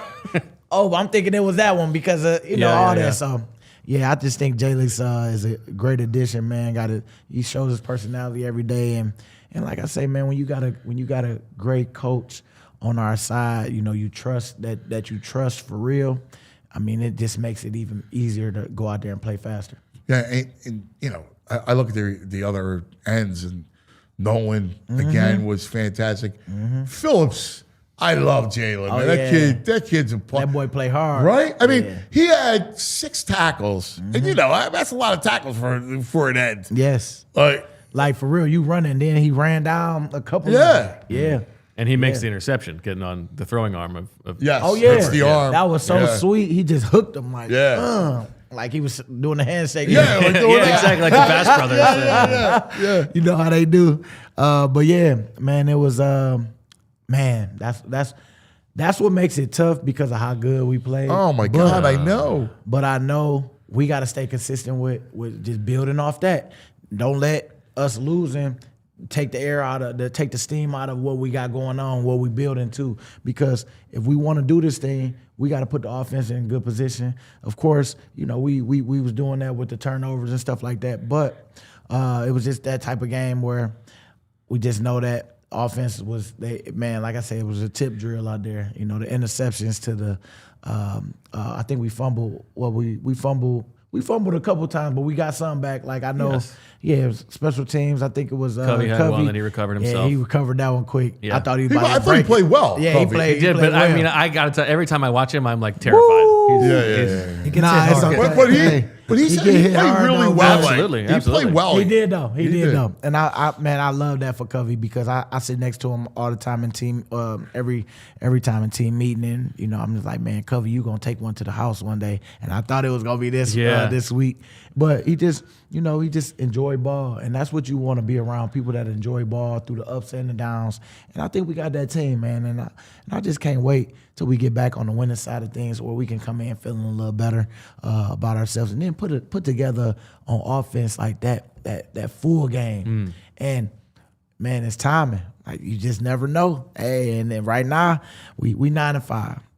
Hey, we could win out and put ourselves in an even better position. But I want us to do it by just coming together and just keep chipping away, because I know that full game is coming, and then we ain't gonna look back after that. And I think the positive case is that the defense playing that well, I think, is repeatable. I mean, the defense can be that good. It's been that way all year. Right, I mean, it is that Detroit, good. Green Bay. We just gotta stay and yet healthy. the offense, 5 turnovers, that is not who they are, right? Jalen has as many turnovers in the past 2 games as he had in the 21 games before that combined, right? Yep. So as long as they hold up their end of the bargain and protect the ball, I think they can absolutely rattle off a bunch of wins.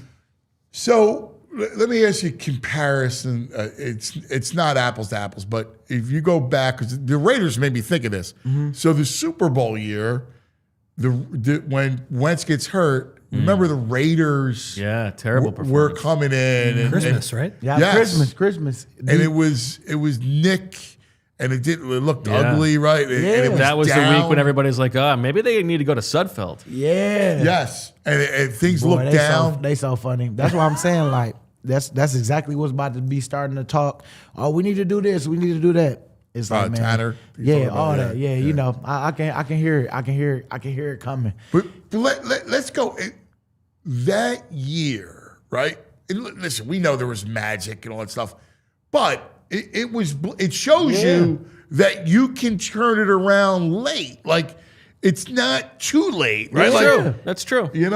I'm thinking about the Raiders. Like, if I do think confidence and swag, like, you got to get that back. Like, that can propel you going forward. Yeah, and I'm with you. And I know that we man, as a defense, the energy we bring, it's gonna rub off. And all we got to do is stay consistent in that, and how we plan and how we flying around in practice, and just because you start to build that confidence together, and that's exactly what's happening right now. Defense is out here bringing that energy, and it's showing up, and eventually, like I think that's probably what Saquon was saying. Like, Well, it's funny. I'm gonna ask you about that. Yeah, we need to like take a little bit of that. We need to grab some of that, because that's all we missing. Because we got the players, we got the people here that can get the job done. It's just we got to have some energy about it, like and some. But you guys still, like, on defense, you guys have energy. yeah. And What it's is a little it bit about? It's a little bit of just how Vic run. His like how you confident in what we got going on, and then for the results to show up, like we did play a good game this game. We kept them out the zone, kept them up, but one time, but I just know that we just got to stay with it, because we, like, what I've known over the years, even when we won a Super Bowl, the offense always need help in that department of, like, the energy, because it's just different. It's just different, because on defense They got to be problem solving. we on had the hunting sideline, out there. You know what I mean? Yeah, you're not. Well, listen, the mentality. Sure. You're It's a just a hunter mentality on that's different. defense. Yeah, you're a hunter. Yeah.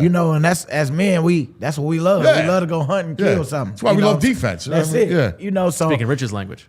So, yeah. So I'm just saying, like, that's what I think where Saquon was saying that we need to grab some of that, and it just continue to grow belief in the team and what we got going on, and it just rubs off so well when you got that energy and then, like, yesterday, man, we showed up, but it just wasn't enough to help us win. But I know that we got to keep that. We got to keep that drive and that determination and that energy with each other, so that offense gonna pick it up, and when they do, watch out. Who's the energy guy on offense? Like, who's the guy that, is inspirational? It could be Saquon. It could be Saquon. It could be even with Jay, he's not the like when he want to, he can be rah-rah. But for the most part, I could just see the energy, Saquon, like, a little bit of Jalen sometimes, he be,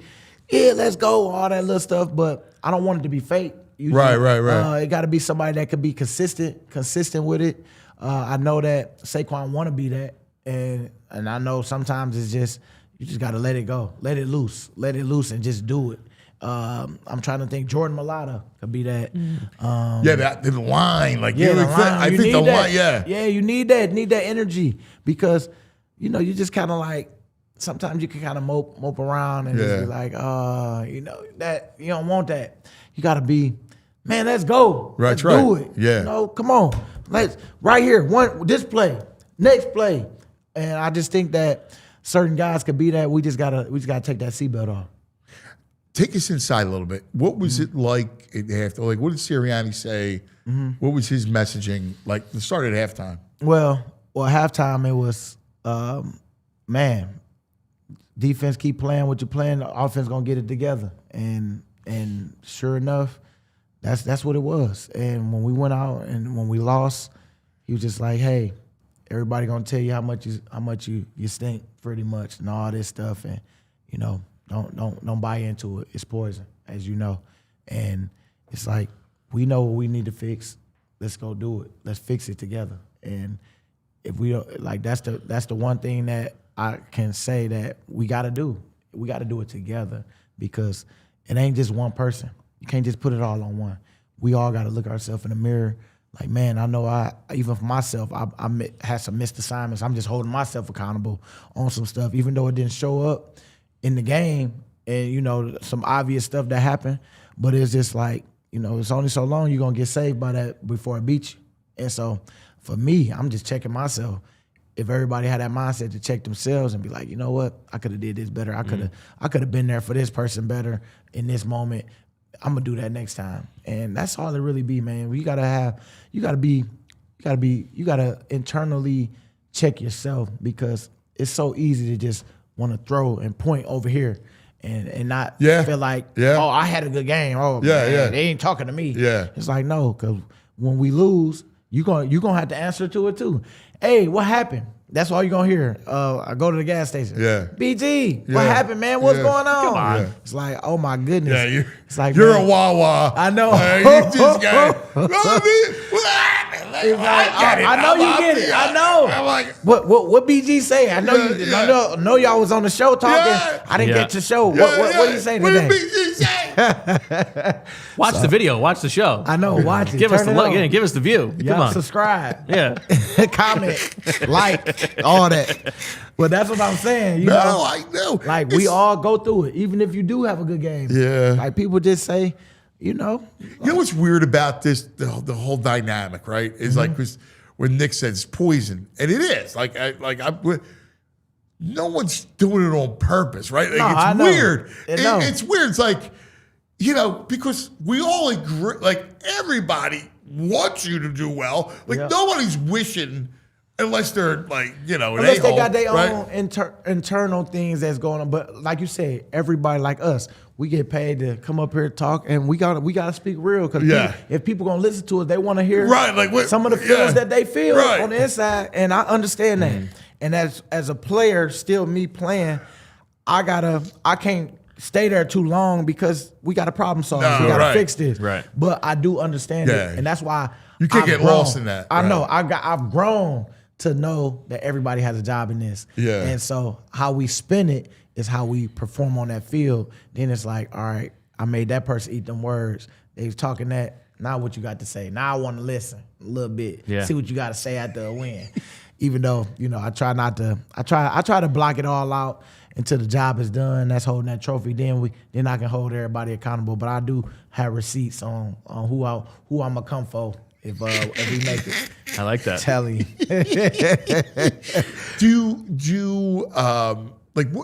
What do you're close with Jay. Like, what do you tell him? Like, listen, because as accomplished, all the games he's won, all the stuff that he's done, his resume's full. when you have a game like that, you want your brothers to you want this to rally around. Yeah, like and that's so. exactly, What do you do? Like, that's what do you? exactly what I did.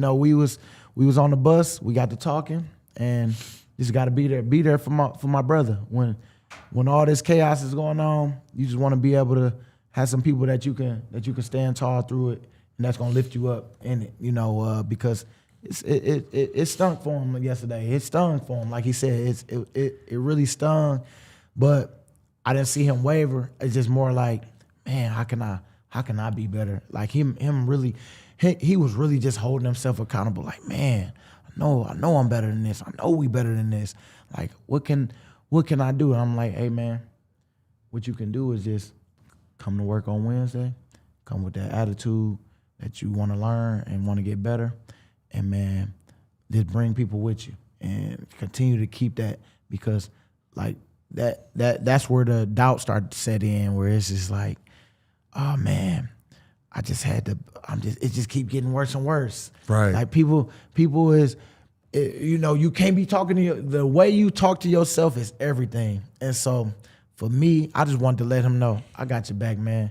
I'm gonna make sure, when stuff do come up, hey, yeah, he had a rough day, but you know what? I know he's gonna come ready to work tomorrow. I can't wait to see what he got for me, because I know that right now it's stung for him, but I know he's gonna come out of it. He's gonna be ready tomorrow, and one thing he's gonna know is I got his back, and I'm sure he's gonna hear from other people that he got his back, and that's all you want to hear, because man, that's just like as a D lineman, when you jump off sides and you cost us. Yeah. It's like, oh man, all you want to hear is, man, we got you, B. We gonna get it right. We gonna get it back. You owe us one, but we know we got you. And then it just kind of boosts it, where he's like, okay, I know I made a mistake. All right, baby, I can't wait to get back in. Come on, y'all, give me a stop. Yes, somebody caught a pick. Oh, thank you, Adoree. Thank you. Right. You know what I'm saying? Sure. Because it's a team game, and we all gotta, like I say, I could be balling on, and if I'm not helping someone even through their struggles, because I could be balling today, but I could be the same way. I could be not that same player as somebody not doing good the next game, and then I need some help and nobody there for me because I wasn't there for them. You know what I'm saying? And you don't want that. I want people to know, like, as a leader, I got a bunch of experience. This too shall pass, man, and it's gonna feel so much better when we do get a win, and we got to get it in a big way this week.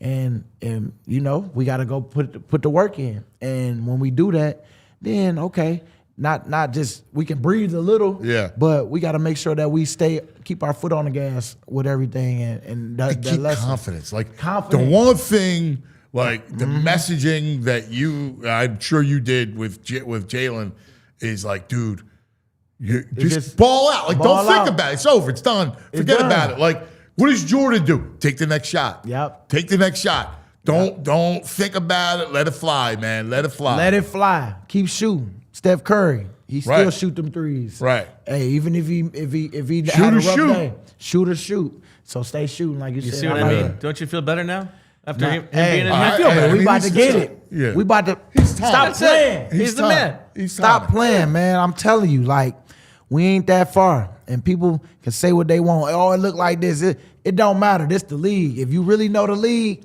like I know the league, this league is funny like that. Yeah. And I can't wait till just when you think Crazy you got it stuff licked. Oh man, it comes back. It come back. So yeah, keep on talking, because it's gonna come back on whoever words is negative right now. Because I'm for sure gonna bet on one, and I know he gonna figure it out, because it ain't just him. It's the offensive side. That's situation. Like, a little more on the center would help too. Like, it helps a lot. Like, play action. Like, you get a little time to you can survey, you can see it better. No, I've seen, just even when we was in the game, some of the stuff, even under center, like with some of the play action stuff, I know that everybody's we getting more and more comfortable with those type of things, and now with Nick being back, I hope from him being removed from it and then coming back into it. Fresh eyes. I mean, and then you have people that you've learned from, like Kellen and all the people. Yeah. While you've been sitting on the sideline waiting for your turn again, this is turn again. And you, like you said, like when he first came in, Nick Foles, that first game. All right, this was Nick's first game of being back.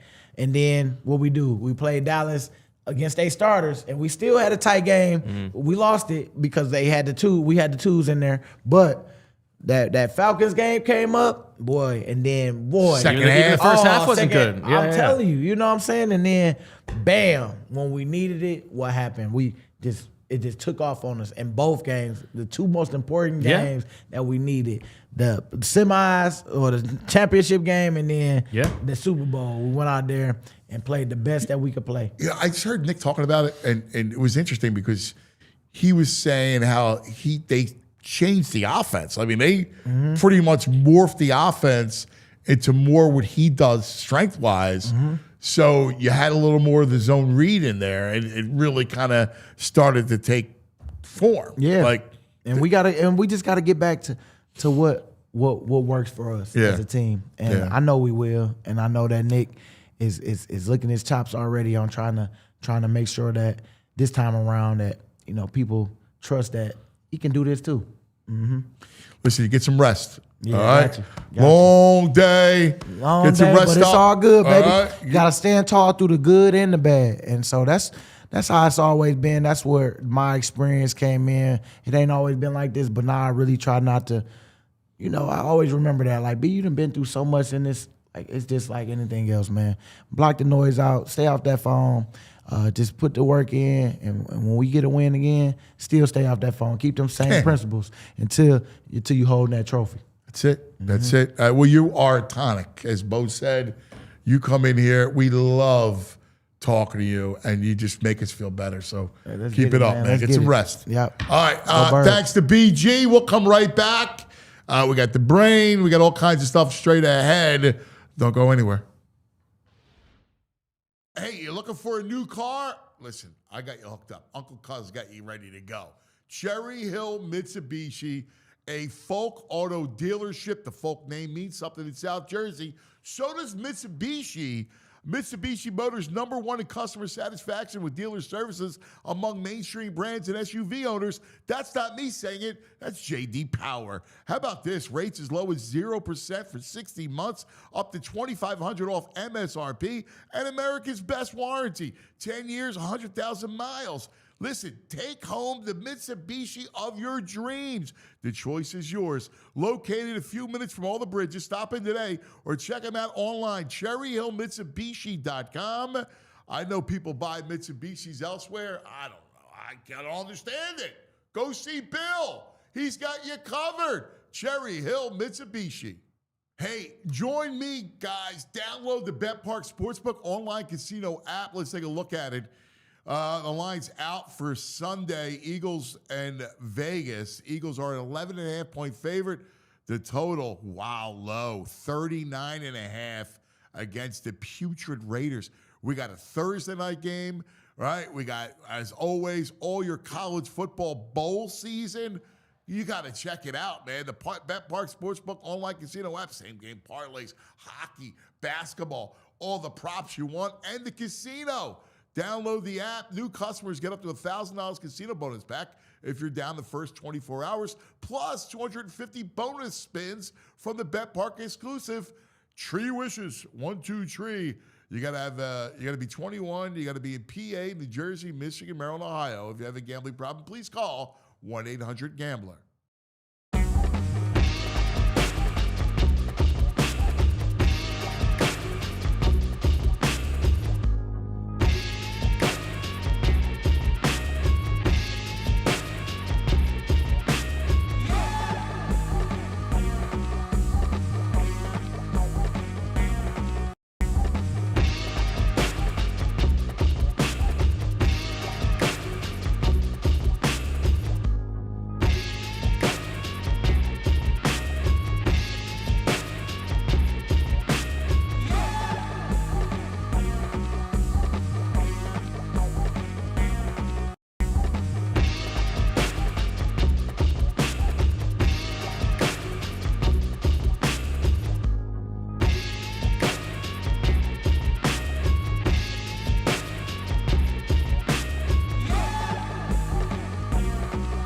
All right, welcome back. How about it, man? He is the greatest, isn't he, BG?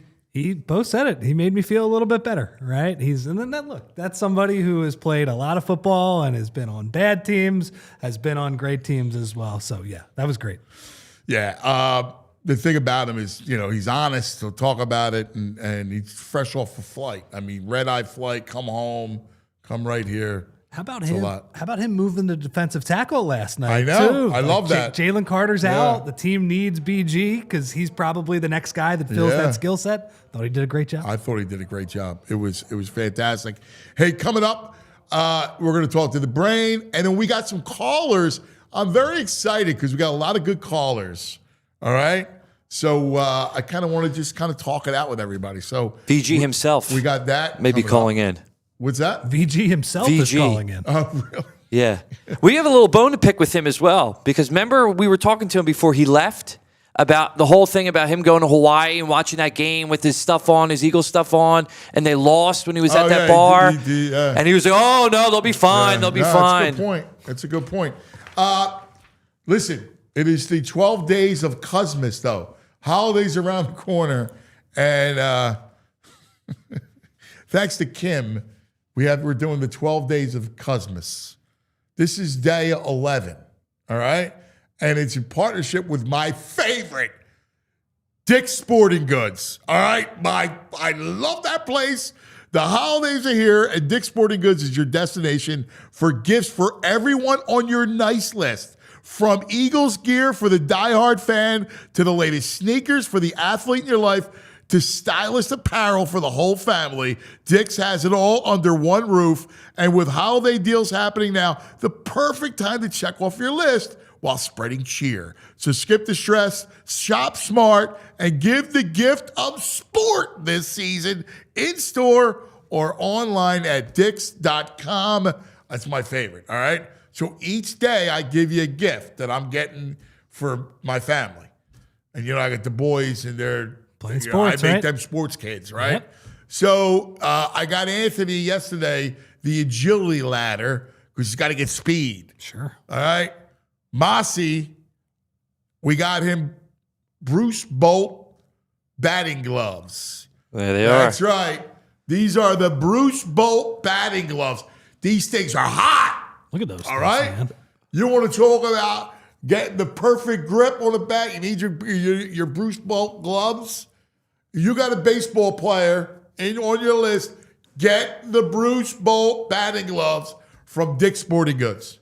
Man, you play baseball in this area of the country, right? Like it's not that warm in March. You need those. Listen, they're like little big leaguers, man. These kids, it's professional youth. That's what it is. The Bruce Bolts. They got some great color combinations for these gloves, man. Dude, like really cool. We're on our. This is our third pair. Like we've been. Oh man, we're Bruce Bolt family. That's a good glove. And we go to Dick's. That's it. It's my favorite store. So whether it's the sporting goods, whether it's apparel, sneakers, team stuff, they got it all. It's my favorite store. I hate shopping. Except for Dick's Sporting Goods. They have everything. So my wife would go, hey, you want to go shopping? I'm like, nah. And she knows. She goes, she loves it. She goes, does her thing. But with Dick's Sporting Goods, I do that. It's a place you can get lost in. When you're looking for one thing, and then you go to another section. It's the best. It has everything. Are they watching the show? Because now they're going to know what they're getting for Christmas. Well, you might have to bar them from watching this segment because Santa's getting them. So that's what it is. I may have to bar. It's right. They're barred. They don't care about me. They don't care about Daddy. They get their own lives.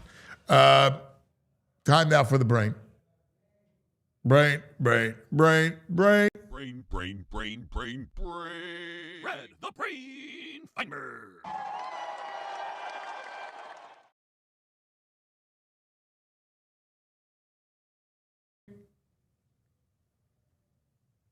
Man, it was a late night last night. Yeah, Anthony, it was. It's funny, and I keep saying it because sometimes sports is comp it to real life, right? Like, yes, it's sports, but it also can interject with what happens in our lives. And to me, and full disclosure, I thought this would be again, I said that I thought this game would come down to the last play of the game. I thought the Eagles would win by a field goal in the last play of the game. I thought it could be a 50-50 game to come down to the last play of the game. My gut tells me Eagles will win, but premise wasn't totally wrong because they come down to the last play of the game and they just lost instead of winning. But when something really bad happens in life to someone, they call it like the 7 stages of grief, right? And finally acceptance. I keep saying this every single week. The Eagles keep telling us who they are. They keep telling us they're not hiding it. And they're obviously not a bad team, but they're not. This is not a Super Bowl team, and that doesn't mean they're bad. It doesn't mean maybe you can't go on a run. Doesn't mean you still can't enjoy the games. Doesn't mean you still can't be excited that they are the Super Bowl champions right now. But what it does mean is to expect them to just snap their fingers and be like, okay, it's all just going to work. Shame on you if you think that. And I know, look, when BG's in here talking about it, I get it as a player. He has to be fully optimistic. He can't say, yeah, we're not. I mean, he has to be that way. Maybe it's funny. He probably has to feel that way. Just that's why he's had such a great career. But if you're looking at it like me or you from the outside, you just have to say to yourself, okay, this is they. Again, you have to accept this is what they are, and it's just not the same team as last year. And the quarterback play has been between atrocious and average, depending on the week. And it is what it is. And you see a game like yesterday, AJ Brown, as bad as Jalen was, I know he's getting plenty of criticism, and I know AJ had 6 for 100 or whatnot, but he dropped some passes that directly led to interceptions, and they were not good throws. I'm not saying that, but this is supposed to be a guy who's one of the best 5 in the world at what he does. He shouldn't be dropping that, leading interceptions. But again, plenty of blame to go around. Defense made so many good plays yesterday, but they're blameless. The defense is blameless. Really no, you're are. right. How much is it when you're talking about your daily grind? You look at it, it's always hard to get last season out of your mind or earlier in the year. Like when you talk about a long season, there's stuff that happens in, say, the first 6 to 8 weeks of the season that's ingrained in you, and then you still expect it, even though there's been 3 or 4 or 5 weeks where it's not. You can see, you say it, they're telling you who you are, right? Yeah, Anthony, listen, again, I'm sure there's plenty of people, right? Me being one of them, by the way, that have been divorced in life, right? And you say to yourself, maybe as the relationship's deteriorating, it didn't used to be like this. It was different. It's the same person. How could things be different? I married this person. What do you mean? It has to turn around. And sometimes it can. But other times, it just, for whatever reason, it did change. And you can't necessarily put your finger on it, but it just has. And that's the new reality we're in, or you're in. And to me, with this Eagles team, same thing. I mean, look, for whatever reason, the offense has just been, in name only, the offense of last year. Yeah. And whether it's the coordinator, whatever you want to say that it is, this is just unfortunately what it is. And again, they may win the division. And again, look, once you get in the playoffs, one thing I'll say, Anthony, you never know. I mean, we've seen that. But I would really be surprised if this Eagles this team, offense, man, the offense just feels broken, man. It just the does. offense is right. The offense has been great. That's where it all comes from. It's really a shame because this is a Super Bowl defense. Agreed. And it's an 8-8 offense. I don't even know if I go that high. I think you're being generous. My honest answer. I think it's been more like a 5-12. Yeah. 6-11. I don't think I get the 8. Yes. If I'm being fair. You get my. It's been that. But I get your point. Look, you see flashes. You see the 3rd and 1 Saquon run because last year Saquon would do that 4 times a game seemingly. And you know what, Anthony? Again, I know I keep saying I'm just surprised. And I know a lot of times with quarterbacks they try to not embrace what they're good at. You're like, what am I talking about? I remember Donovan. I think I said this to you. But Donovan hated to be called a running quarterback. He hated it. It was like you were insulting his ability to play the game of football. But when I watch Lamar Jackson, Josh Allen, Jalen Hurts, Drake May, Justin Herbert last night, one of the reasons that makes those guys good is that they do run. And when Jalen just doesn't run anymore. Oh, it kills the offense. It kills it. He's not It kills the offense. Like you saw with Herbert able to run Changed he the game, allowed for a couple plays down the field with his arm because you're running the ball. It just makes you, it helps your running game, your running backs.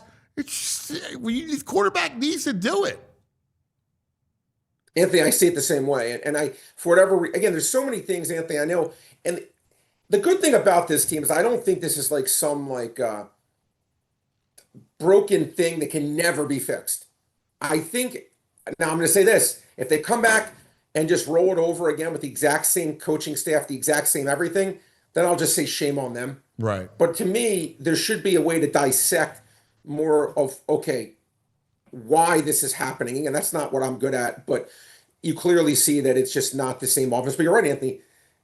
You didn't even say to yourself, it's not quite as good of a defense. And I know we texted on Sunday night about the Texans. Not quite as good as the Texans defense. I don't think anyone would say it is, but it's a very, very good defense. And he says, why can't they even be like the Texans? It's just, but the offense has just been that miserable that this is, they keep telling you who they are, as I keep saying. And at some point you just have to say, okay, this is what they are. My buddy Tooch said, was Brain a psychology major at Michigan? Sports management and communications. But I always try to think, it's funny that he says that, but like I always do try to think of the psychological aspect of things. Because sometimes I think everything just comes down to our daily everything lives. That's why I love sports. Yeah. It doesn't have to just be sports, but I can kind of intertwine it with what you go through, what I go through. And it is, and sports is such a big part, Anthony, of my life and of your life. And so, yeah, psychology does play a part. Absolutely it does. And as I said, I thought yesterday's game was the most important game of the Eagles season for a lot of reasons. Tough playing right at home. That was a tough beat to a team that was playing with a hobbled QB that has nothing, and they still lost. Yeah. No. Look ahead. The line's out already, 11.5. Raiders. The Eagles are favored by. Well, yeah, Anthony, I'm going to say something here, and it's interesting. I haven't heard anything yet, but having watched the Raiders far too much, I care to admit, Geno Smith to me should be anywhere except on the field playing for them. Now, I know like we saw Kenny Pickett last year, and that was not an experience I particularly enjoyed. But I will say this.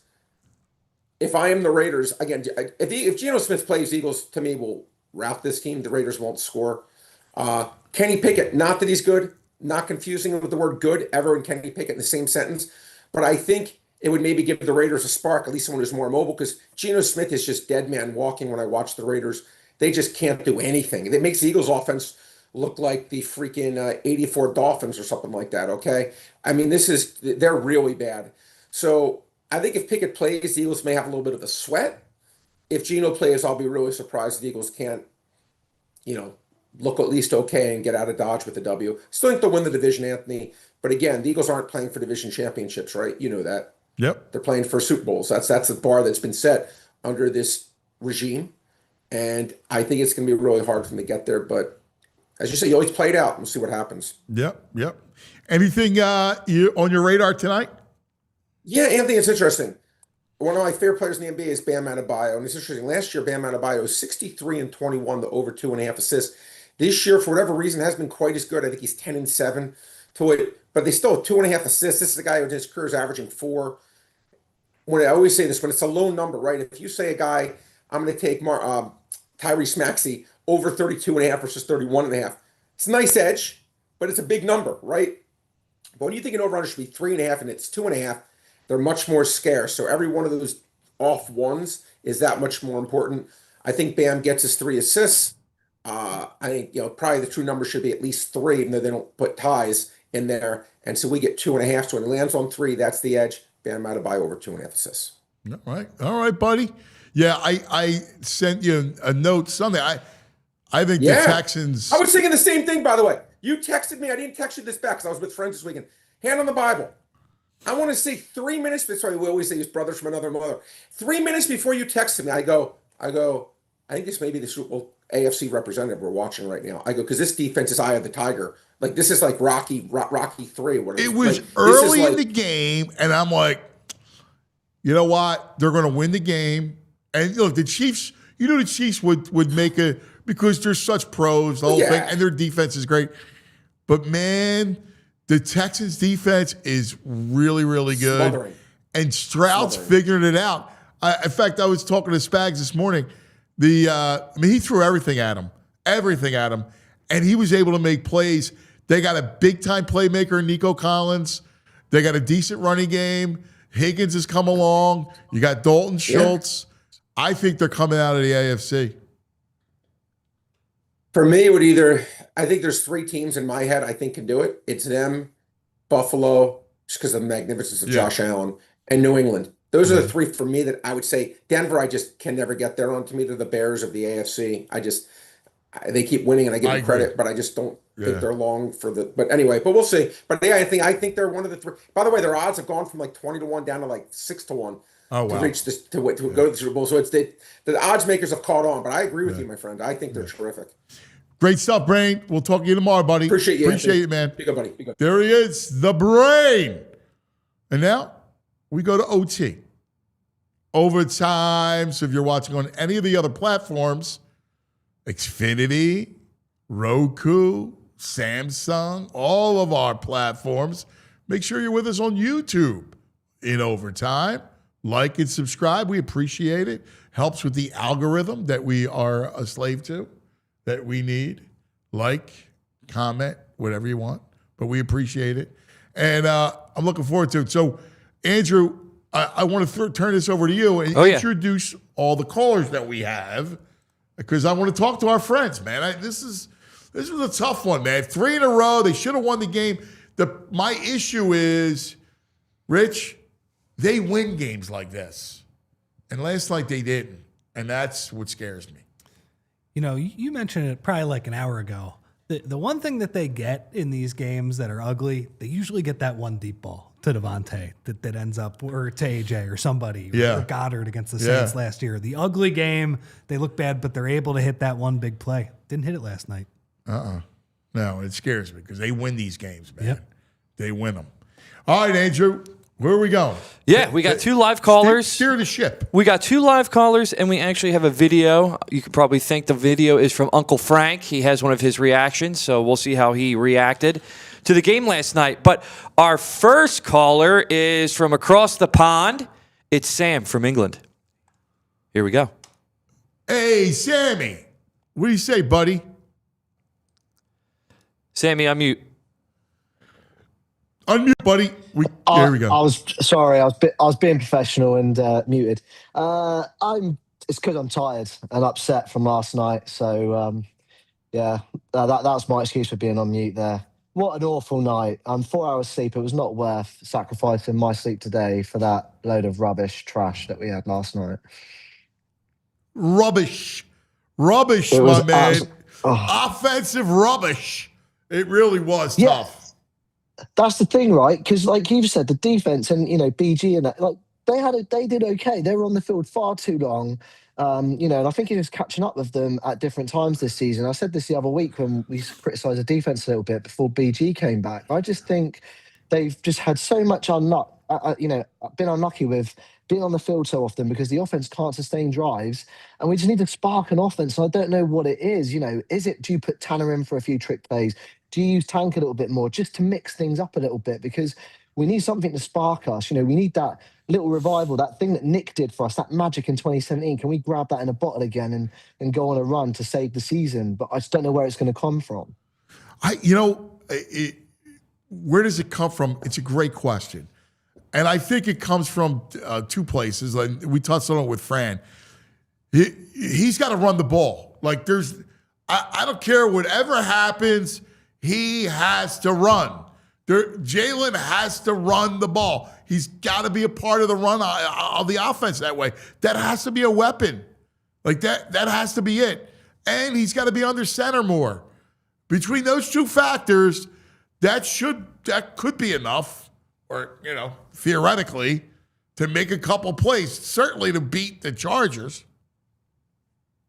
No, I mean, like you say, looking at how we're lined up and schemed up, you can see it's embarrassing how much the percentage is shotgun and how teams can read us. It's just what do I know, right? I'm just a random 37-year-old. But you watch the game, you watch it, Yeah, but I mean, I've no experience, but I feel like I could like orchestrate a better offense sometimes than what we're seeing right now. And I don't think that I was fully against the coaching. I thought the coaching was to blame more so than the players. But the last couple of weeks, and I get your point with Jalen. Like Jalen's just the percentage pie for me has gone from being a small percentage towards the players to now to a bigger percentage towards Jalen, and the players just not executing correctly. AJ with those drops, man, that's just not like him. And for him to do that, I don't know if he's thinking about other things and that's causing it because he's not happy with the routes he's running or whatever. But it just feels like the players are just as blame as much as the coaches in these last couple of games, because these last 2 games have been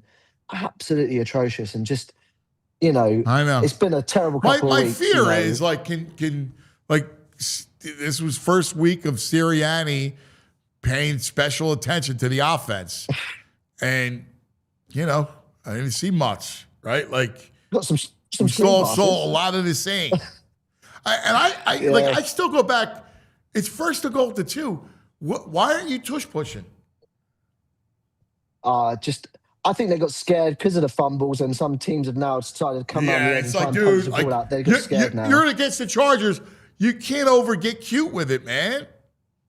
No, I mean, like you said earlier, the Barkley one was a good little trick. That hurry up, tell me we're going to do the tush push, suddenly give it to Barkley, and he goes off on a big run. But teams going to catch up on that. You can't keep doing that as a sustainable play for the rest of the season. Yeah. We know that works 80. Maybe not 90% of the time. It's still 8% of the time, man. And it just sums up my week. Really, I got made redundant from work. England didn't get a Philadelphia game. They got New Jersey, which is, you accept. I've got to go to Boston or Dallas, the 2 worst cities if you're a Philadelphia sports fan, if I want to go to another game. So it's just... Are you going to come over to New Jersey, North Jersey? Yeah. So my plan is I'm going to come over, miss the Dallas game, because all I'm going to do is get arrested if I'm in Dallas, because I'll probably take a massive dump in their stadium and leave it there and write "Go Birds" everywhere. So I'll go to Boston instead and just leave something outside the garden. But I'll go to Boston. So I'm going to fly into Philly, then fly or drive to Boston, but I might need someone to help me with that. I'm sure Greg may have done a long trip like that. And then obviously go to Jersey for the game against Ghana. So yeah, I will be in Philly. So I'll make sure I come and see you guys during that week. Yes. So yeah, so it's just gutting, I couldn't believe. I thought we were getting an England game. It was weird. We thought we were getting Germany too. There was a 75% chance. We didn't get that. We did get France, Brazil, Croatia. Interesting, Ecuador. I mean, they were pretty good. Yeah. It's just, it would have been nice to have that as well as the game in Philly, and that would have made my day. And there was but hey, so it just sums up this last week that it's not been last week or two. It's not been great for me. Got to find a new job next year. England need to do well for me. The only saving grace I've got, right, is that I can give Andrew a bit of banter because his team, Liverpool, aren't doing so great, and my team suddenly picked up in the soccer world. Otherwise, I'd have nothing to go off. We lost to the Lakers the other day. Thanks, Sam. LeBron, that's all right, Andrew. LeBron, decides he has loads of two games of scoring less than 10 points. We let him take over and turn into 21-year-old LeBron James again. I could rant forever, man. But it just sums up my week. I know. Listen, always great to talk to you, buddy. Best to the family, best to Iverson, all right? I appreciate it. Take care. See you guys soon. See you, buddy. There he is, Sam from England. His son is Iverson. Did you know that? I did not know that. That's great, isn't it? Love that. Yeah, isn't that cool? Yeah. He's the best. All right. Our next caller here is actually is Nick from Collegeville. Nicky! He's on mute, Nicky. He's on mute. And he's driving. Okay. Maybe Unmute pull again, over. Nicky. We don't hear you, Nicky. You're on mute. Yeah. Here we go. How about now? Now we All got right, let me get to the next exit. All right. So first of all, I mean, I'll just verbally talk, and if you get a bad profile of me, I apologize. God, I mean, this is the game where you needed your quarterback to just be a little bit better than everybody else. Everybody made mistakes. I mean, It was a one-possession game the entire game. The coaches could have ran the ball a little bit more outside the hashes. The wide receivers could have done him a little more favors. The offensive line could have not held on the ball, the coaches, like you said, the tush push. We argued this. We didn't argue this. We discussed this a couple of weeks ago. If you're 2 feet or 2 yards or less, and it's first down, I don't care that we're doing only 64% this year. You're telling me that we can't push 4 times for a touchdown and put the game out of reach? That's just bad coaching. I know Jalen is the number one reason that we lost this game. But you know the quarterbacks are struggling. You know the offensive line is hurt. You know the wide receivers aren't doing any players or any of the team any favors. You got to be the brain trust. You're the brain trust. You got it. You have the children and you're the parent, and you need to be the parent in that situation. And that's where you lose the game. Everybody just made a little mistake. Every player, every coach decision, every coach play that they sent in, KP. You needed to be 5% better. If anybody was 5% better, I'm going to exclude the defense. If somebody was just 5% better, we win that game. And there were a lot of promising things. Jalen did throw the ball over the middle. Now, half of the passes were intercepted, but he did throw the passes over the middle.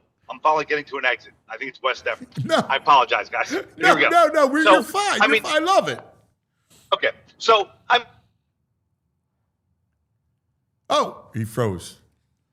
Nicky froze. I'm left wanting. Back around to change a little bit. The wide receivers just realized they had to run, or they were happy they had to run routes across the middle. The coaching game plan, they decided to put more plays in that were not what Jalen normally does, but everybody was on board and nobody did anybody a favor.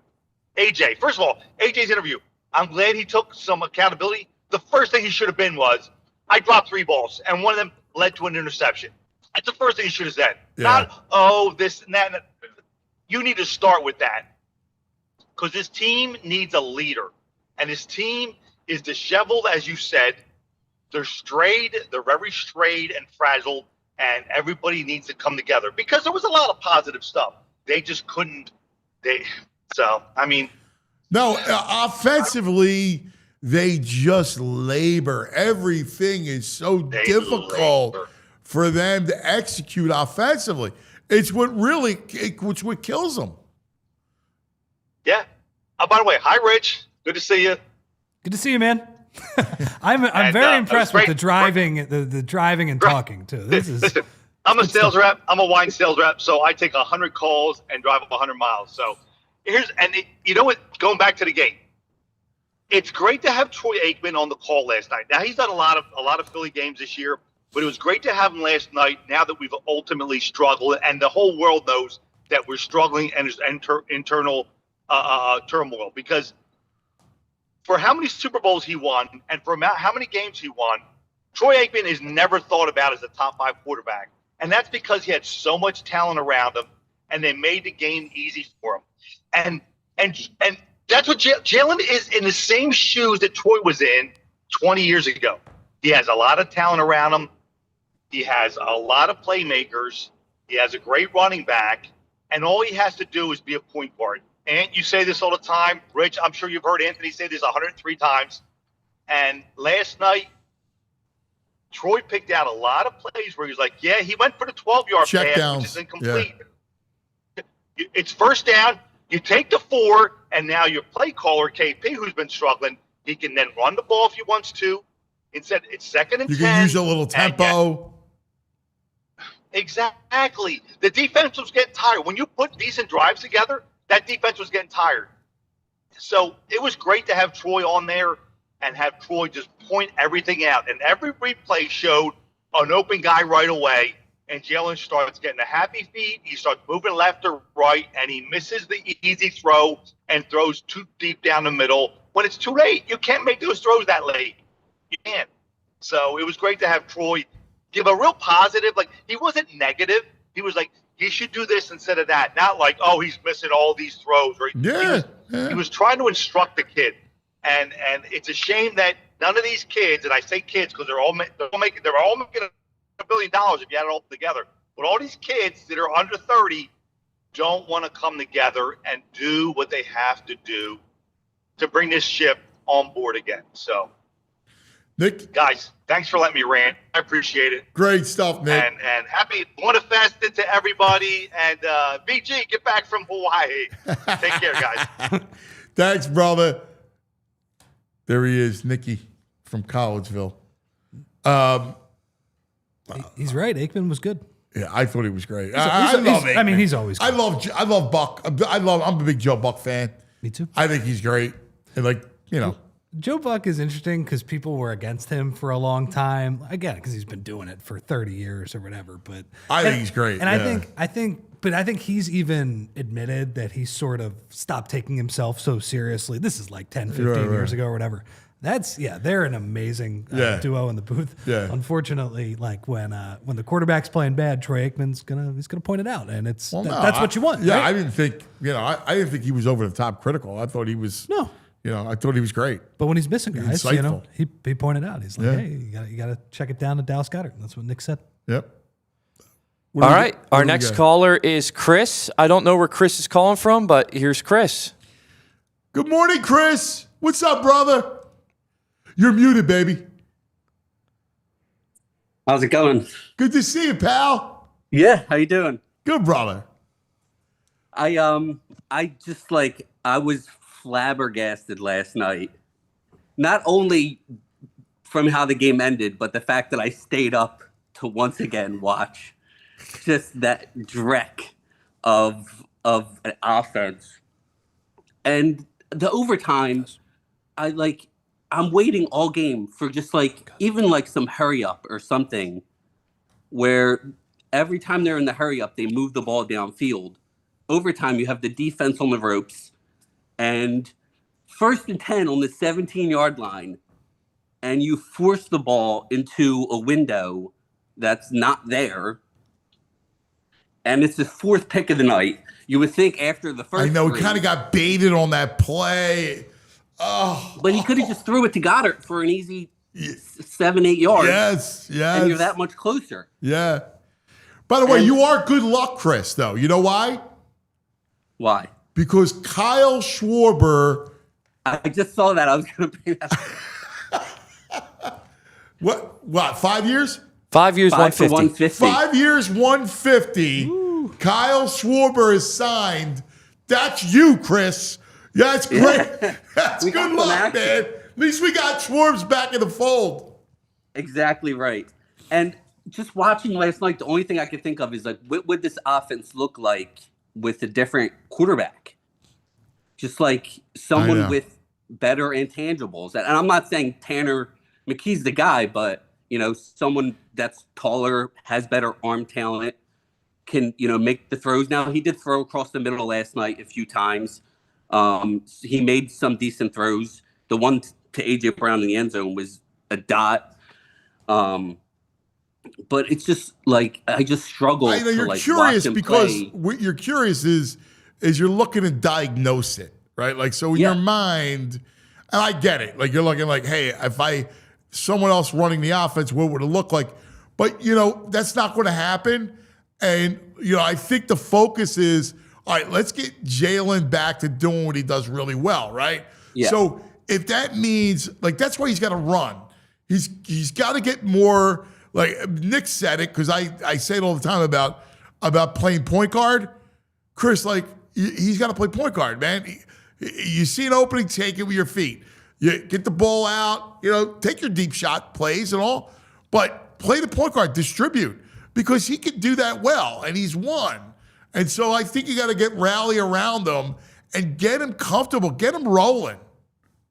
Yeah, I mean, that's his biggest strength. And it seems like he just wants to be a pocket guy now.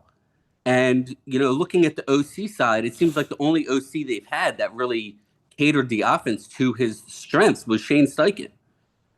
Because even, Kellen Moore last year, he almost seemingly went, well, this is our weakest link.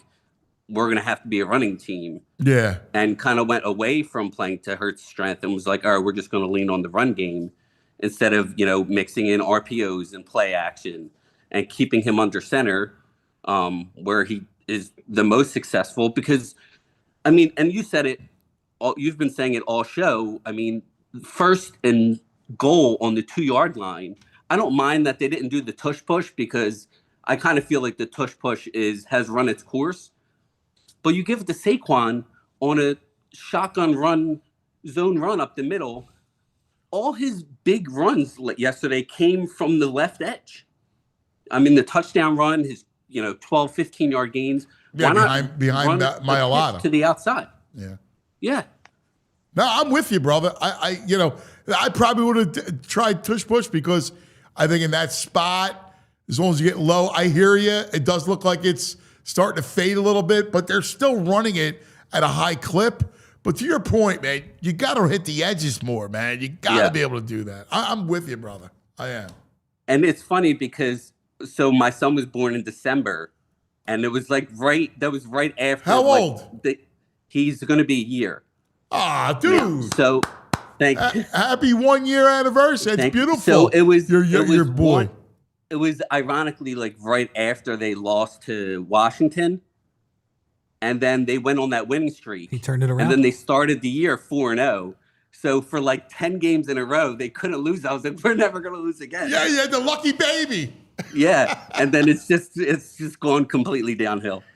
Hey, listen, brother, enjoy the Christmas is going to have a whole new meaning. The holidays will have a whole new meaning to you with that baby. So God bless him, brother. Thank you. Yeah, his birthday's the 27th, so he it's beautiful. That's your gift. Quite spoiled this year. Yeah, that's awesome, brother. God bless him. Enjoy him, pal. You got to call again. You're great, Chris. Thank you. Yeah, appreciate it. See you, brother. So Schwarber in the fold, 5 years, 150. That's hefty. That is hefty, man. That's hefty. You had to do it. Yeah, I don't know what to say. You got to do it. You got to add. Listen, 5 years, 150. Wow. For a 33-year-old. So yesterday, I told who was yesterday? Was it who did I tell? Because I heard. Oh, it was Murph. I told him I heard 4 years, 140. 5 years, 150. 5 years, 150. There you go. Yeah. Yeah, I wonder if that was, the Mets or some of these other teams maybe kind of driving up the price a little bit. But look, we were screaming it all year. To lose that guy's bat. You can't. He literally has improved as a hitter in his 30s, too. Lefties can't get him out anymore. Yeah. He's hitting for a higher average. So I am very excited as a season ticket holder to be watching Kyle Schwarber again. Yeah. Now, but here's the thing. You got to add the right-handed power bat. I'm with you. I know you spent 150, but you got to keep going. Keep spending. You got to keep going. You need the right, because again, we're still status quo, right? You need the right-handed power bat. They know that. I'm with you. Obviously, that was what was holding them back partially. Obviously, some of the top players didn't play well, but also lefty dominant, no righty power bat. It seems like, honestly, man, when you read the reporting, though, it just seems like Schwarber, JT, sounds like he's going to be back as well. So I hope they have an answer for that because I agree with you. I'm with you on that. Yeah, because we've seen status quo, right? We have. Got to add. What do we got, Andrew? All right, we got our final live caller of the day, Mr. Hawaii 5-0, the violator himself. Oh, wow. Oh, my. Greg. Here he is, Nosferatu. Hello, Nosferatu. Hawaii 5-0. You're on mute. You're on mute. Real quick, Edwin Diaz to the Dodgers, too. What's up, Doc? Edwin Diaz to the Dodgers? Yeah. Is this on? You're on. You're on there, you Yeah, nut. you're on.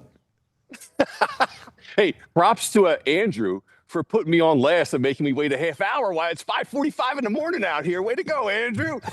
You're doing me a real solid so I can run out and do this. More important people to get here, all right? Wow, it looks awesome, dude. It looks great. Dude, it's look how cool it's a that little scary. looks. The sun's coming up. There's mongooses all over out here. Someone had the great idea back in the day to bring mongoose or mongoose out here to protect the sugar crops from the rats. but they didn't figure out that the mongoose hangs out during the day. The rats hang out at night. So the mongoose didn't do anything. They didn't help the sugar crops, and now they're everywhere. They're like a pest. They're running around the restaurants out here. It looks beautiful, brother. You having a good time? Hey, by the way, I got a better connection than Nick driving around Deptford. I'm on the edge of an island in the middle of the Pacific. Come on, Nicky. What are you doing? That's awesome. So the sun's coming up behind me a little bit over the mountain. I don't know if you can see it. Yeah, it's Finally, gorgeous. you know. Yeah, I mean, it looks awesome, man. It looks great. Yeah, Stay it's a in great one day spot, though. yesterday. You're making me dizzy. I sat at the pool bar yesterday, had a nice Raiders fan laughing at me as an Eagles fan yesterday. Oh, really? Oh, my God. How was it? What time was the game on? At least you didn't have to stay up late. Yeah. 3 o'clock in the afternoon. It's amazing, dude. Sunday night football at 3 o'clock is great. All the sports is done by like 8. You can still go around town, get a dinner in. It's fantastic. And for you, it's great because you want to be inside anyway during the day and you want to go out at night. Yes. Exactly right. Chromecast all my stations right to the TV. I'm ready to go. Yeah, you're good. He's good because he feeds at night, the vampire. Oh, I know. Yeah, Uncle Frank wants to know, were you able to bring the coffin on carry-on? Uncle Frank, I heard his legs out here. I might have a video of Uncle Frank's leg in Hollywood later on, Hawaii later on. He's got a fold-up coffin. Portable. It's a travel coffin. Yeah. It's like a portable, the thing you put your golf bag in. That's what I bring out here. Yeah, that's great. All right, dude. They've hit rock bottom, right? Well, that's my question. Is let's talk about the game. Thank God they got away from home and away from the pressure, so he could relax and let it fly. I know, dude. It's rough, man. It really is. I think if we're gonna do positivity bunny stuff, like he just had 37 turnovers in a game. He'll live. He'll wake up today. He lives. So maybe he's like not so turnover obsessed. I don't know. They look like they're cooked offensively. Dude, there it is. Positive bunny. What's going on with the positive? Yeah, let's not do the bunny. Easter bunny. Like what they get it from Temu on clearance because it's Happy Easter. Like what's going on? The Temu bunny. They had that. Yeah, dude, I didn't understand the whole thing yesterday. I saw the video. Your reaction. I was like, "What are we doing?" Like, No, at least give me like a reindeer or a snowman. Yeah, wrong holiday. It's Easter. Not a snowman. A snowman melts. We don't need anything melting. That video of your reaction was everybody's reaction. It was just you were live on air dealing with it. I was looking at it. I was like, it's December. What are we doing? Between that and the Monsters Inc. broadcast last night, I mean, just all over the place. Right? I know. And like we're not. Sirianni looks terrible. What's that? He looks terrible. He looks like the guy who was like sleeping on the roof during the hangover at the end of the video. Like he just looks like he hasn't slept in days. He looks stressed. He's looking like in a bad way. He looks like I bit him. He's all pale looking. Yeah, it's bad news, brother. They appear, and it's tough because BG comes in and like you feel great talking to BG, but they just look like they don't have it, right? Like they don't lose games like that. That's a game where they always win. They find a way. 4 interceptions, it wouldn't matter. They'd still find a way to win.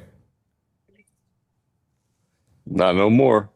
They're basically what Kurt Warner said they were. And they have to out-muscle teams, and they didn't out-muscle. They got out-muscled at the end, I guess, yesterday. Yeah, buddy. Man, those both offenses stunk, yes. That was a horrible game to watch. Well, I mean, the Chargers got no tackles. Nothing. Herbert with a broken hand running the ball. running more than Jalen. I mean, you can't make that stuff up. It's unbelievable. Nah, it's ridiculous. Ridiculous. What did you think about Schwarber? I can say the last time you knew it was coming. I think we said last week. It happened we said Wednesday, I think, with the meeting. So we're a day off. I think it's good. 5 years. That gives them enough time to hit 500 home runs here as a Philly. I think it's good. I like it. You love it. I think things will fall in place now around the league. Everything will start signing now. Yeah, I'm with you. Hopefully they look at that. They got that right-handed Japanese guy, Onomoto or whatever. He plays first, third, little outfield. He'd be perfect. Yeah, you need right-handed power. You got to get a right-handed bat in there. It's a must. Yeah. It's a must. What's on the docket for you today in Hawaii? I'm going to pop up to a couple different beaches. It's so big out here. So, like, the really nice, like, I want to go to the Green Sand Beach, which was like an hour and a half ride. But we got like 7 or 8 beaches pretty close by. I'm going to hang out there. I got some self-help books I'm reading, try and get my focus back. That's it. Just chill, man. Relax. Ground myself. Sounds like recharge. Sounds beautiful, man. Listen. Yeah, beers, of course. Yeah. Can't beat it, man. Enjoy it, my brother. You deserve it. Have fun. We miss you. Miss you guys. We miss you, buddy. You. All right, I'll talk to you soon. See you, pal. Go Birds. VG. Go Birds. In Hawaii. Fantastic. All right. We end with a video. We have a video. We did. Yes. Does he know we're live? Yeah, he knows we're live. Oh. Bro poked his head in. Oh, I thought he. Yeah. Okay. Yeah, Uncle Frank. Here we go. This is not a test. This is a call of distress. Get in touch with Governor Shapiro to send in the National Guard because something this way, wicked this way comes. What I witnessed last night was Herbert playing with one bleeping hand, getting the snot kicked out of him, but escaping the pocket at opportune times. Meanwhile, our QB1 throws 4 picks. Sounds like a UFO in the background.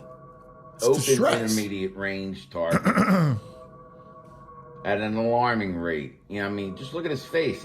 His brain's twisted like he's trying to solve a Chinese algorithm. I don't bleeping know, but all I do know is if Admiral Sirianni, who, mind you, let the cancer fester until it eating its way at vital organs, doesn't right the ship now, immediately.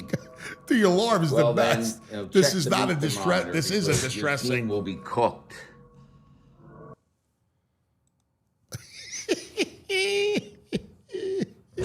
Uncle Frank. He's the greatest, man.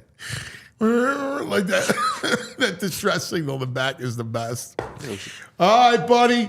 Let's do it. Time to go back in the day, Richie.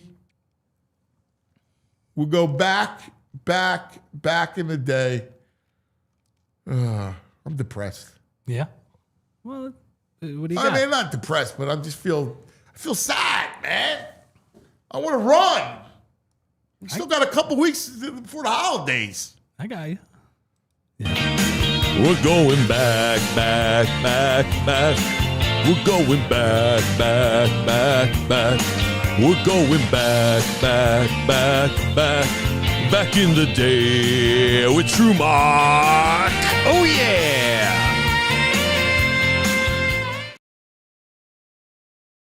Going, Andrew. Where we are going is, let me get the graphic up here. We are going to go to 2008, where Kevin Hart from Fernley High School in Nevada committed to play for Cal over Oregon in front of a packed high school gym. The only problem is I saw that. Hart made up the entire recruitment, and Cal had never heard of him. What? Yeah. So Kevin Hart, who is a football player, not the comedian, he made up this entire commitment thing, and Cal never knew that he was actually going there. He had the whole gym, right? Didn't he? Like people there. The whole gym. You know you're gonna get found out.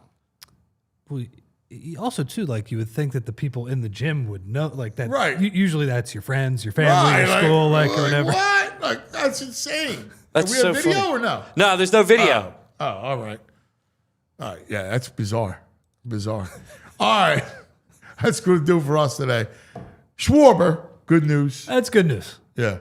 We needed that after last night. Yeah. Well, we'll be picking up the pieces. Luckily, it's a short week and it's the Raiders. They have to win. That's the Raiders. Rich. The way you put that's right. They have to win. All right? Has to be. Great job, Andrew. Thanks for hanging, everybody. Keep those calls. We love you, man. Love your contributions. Have a great day, everybody.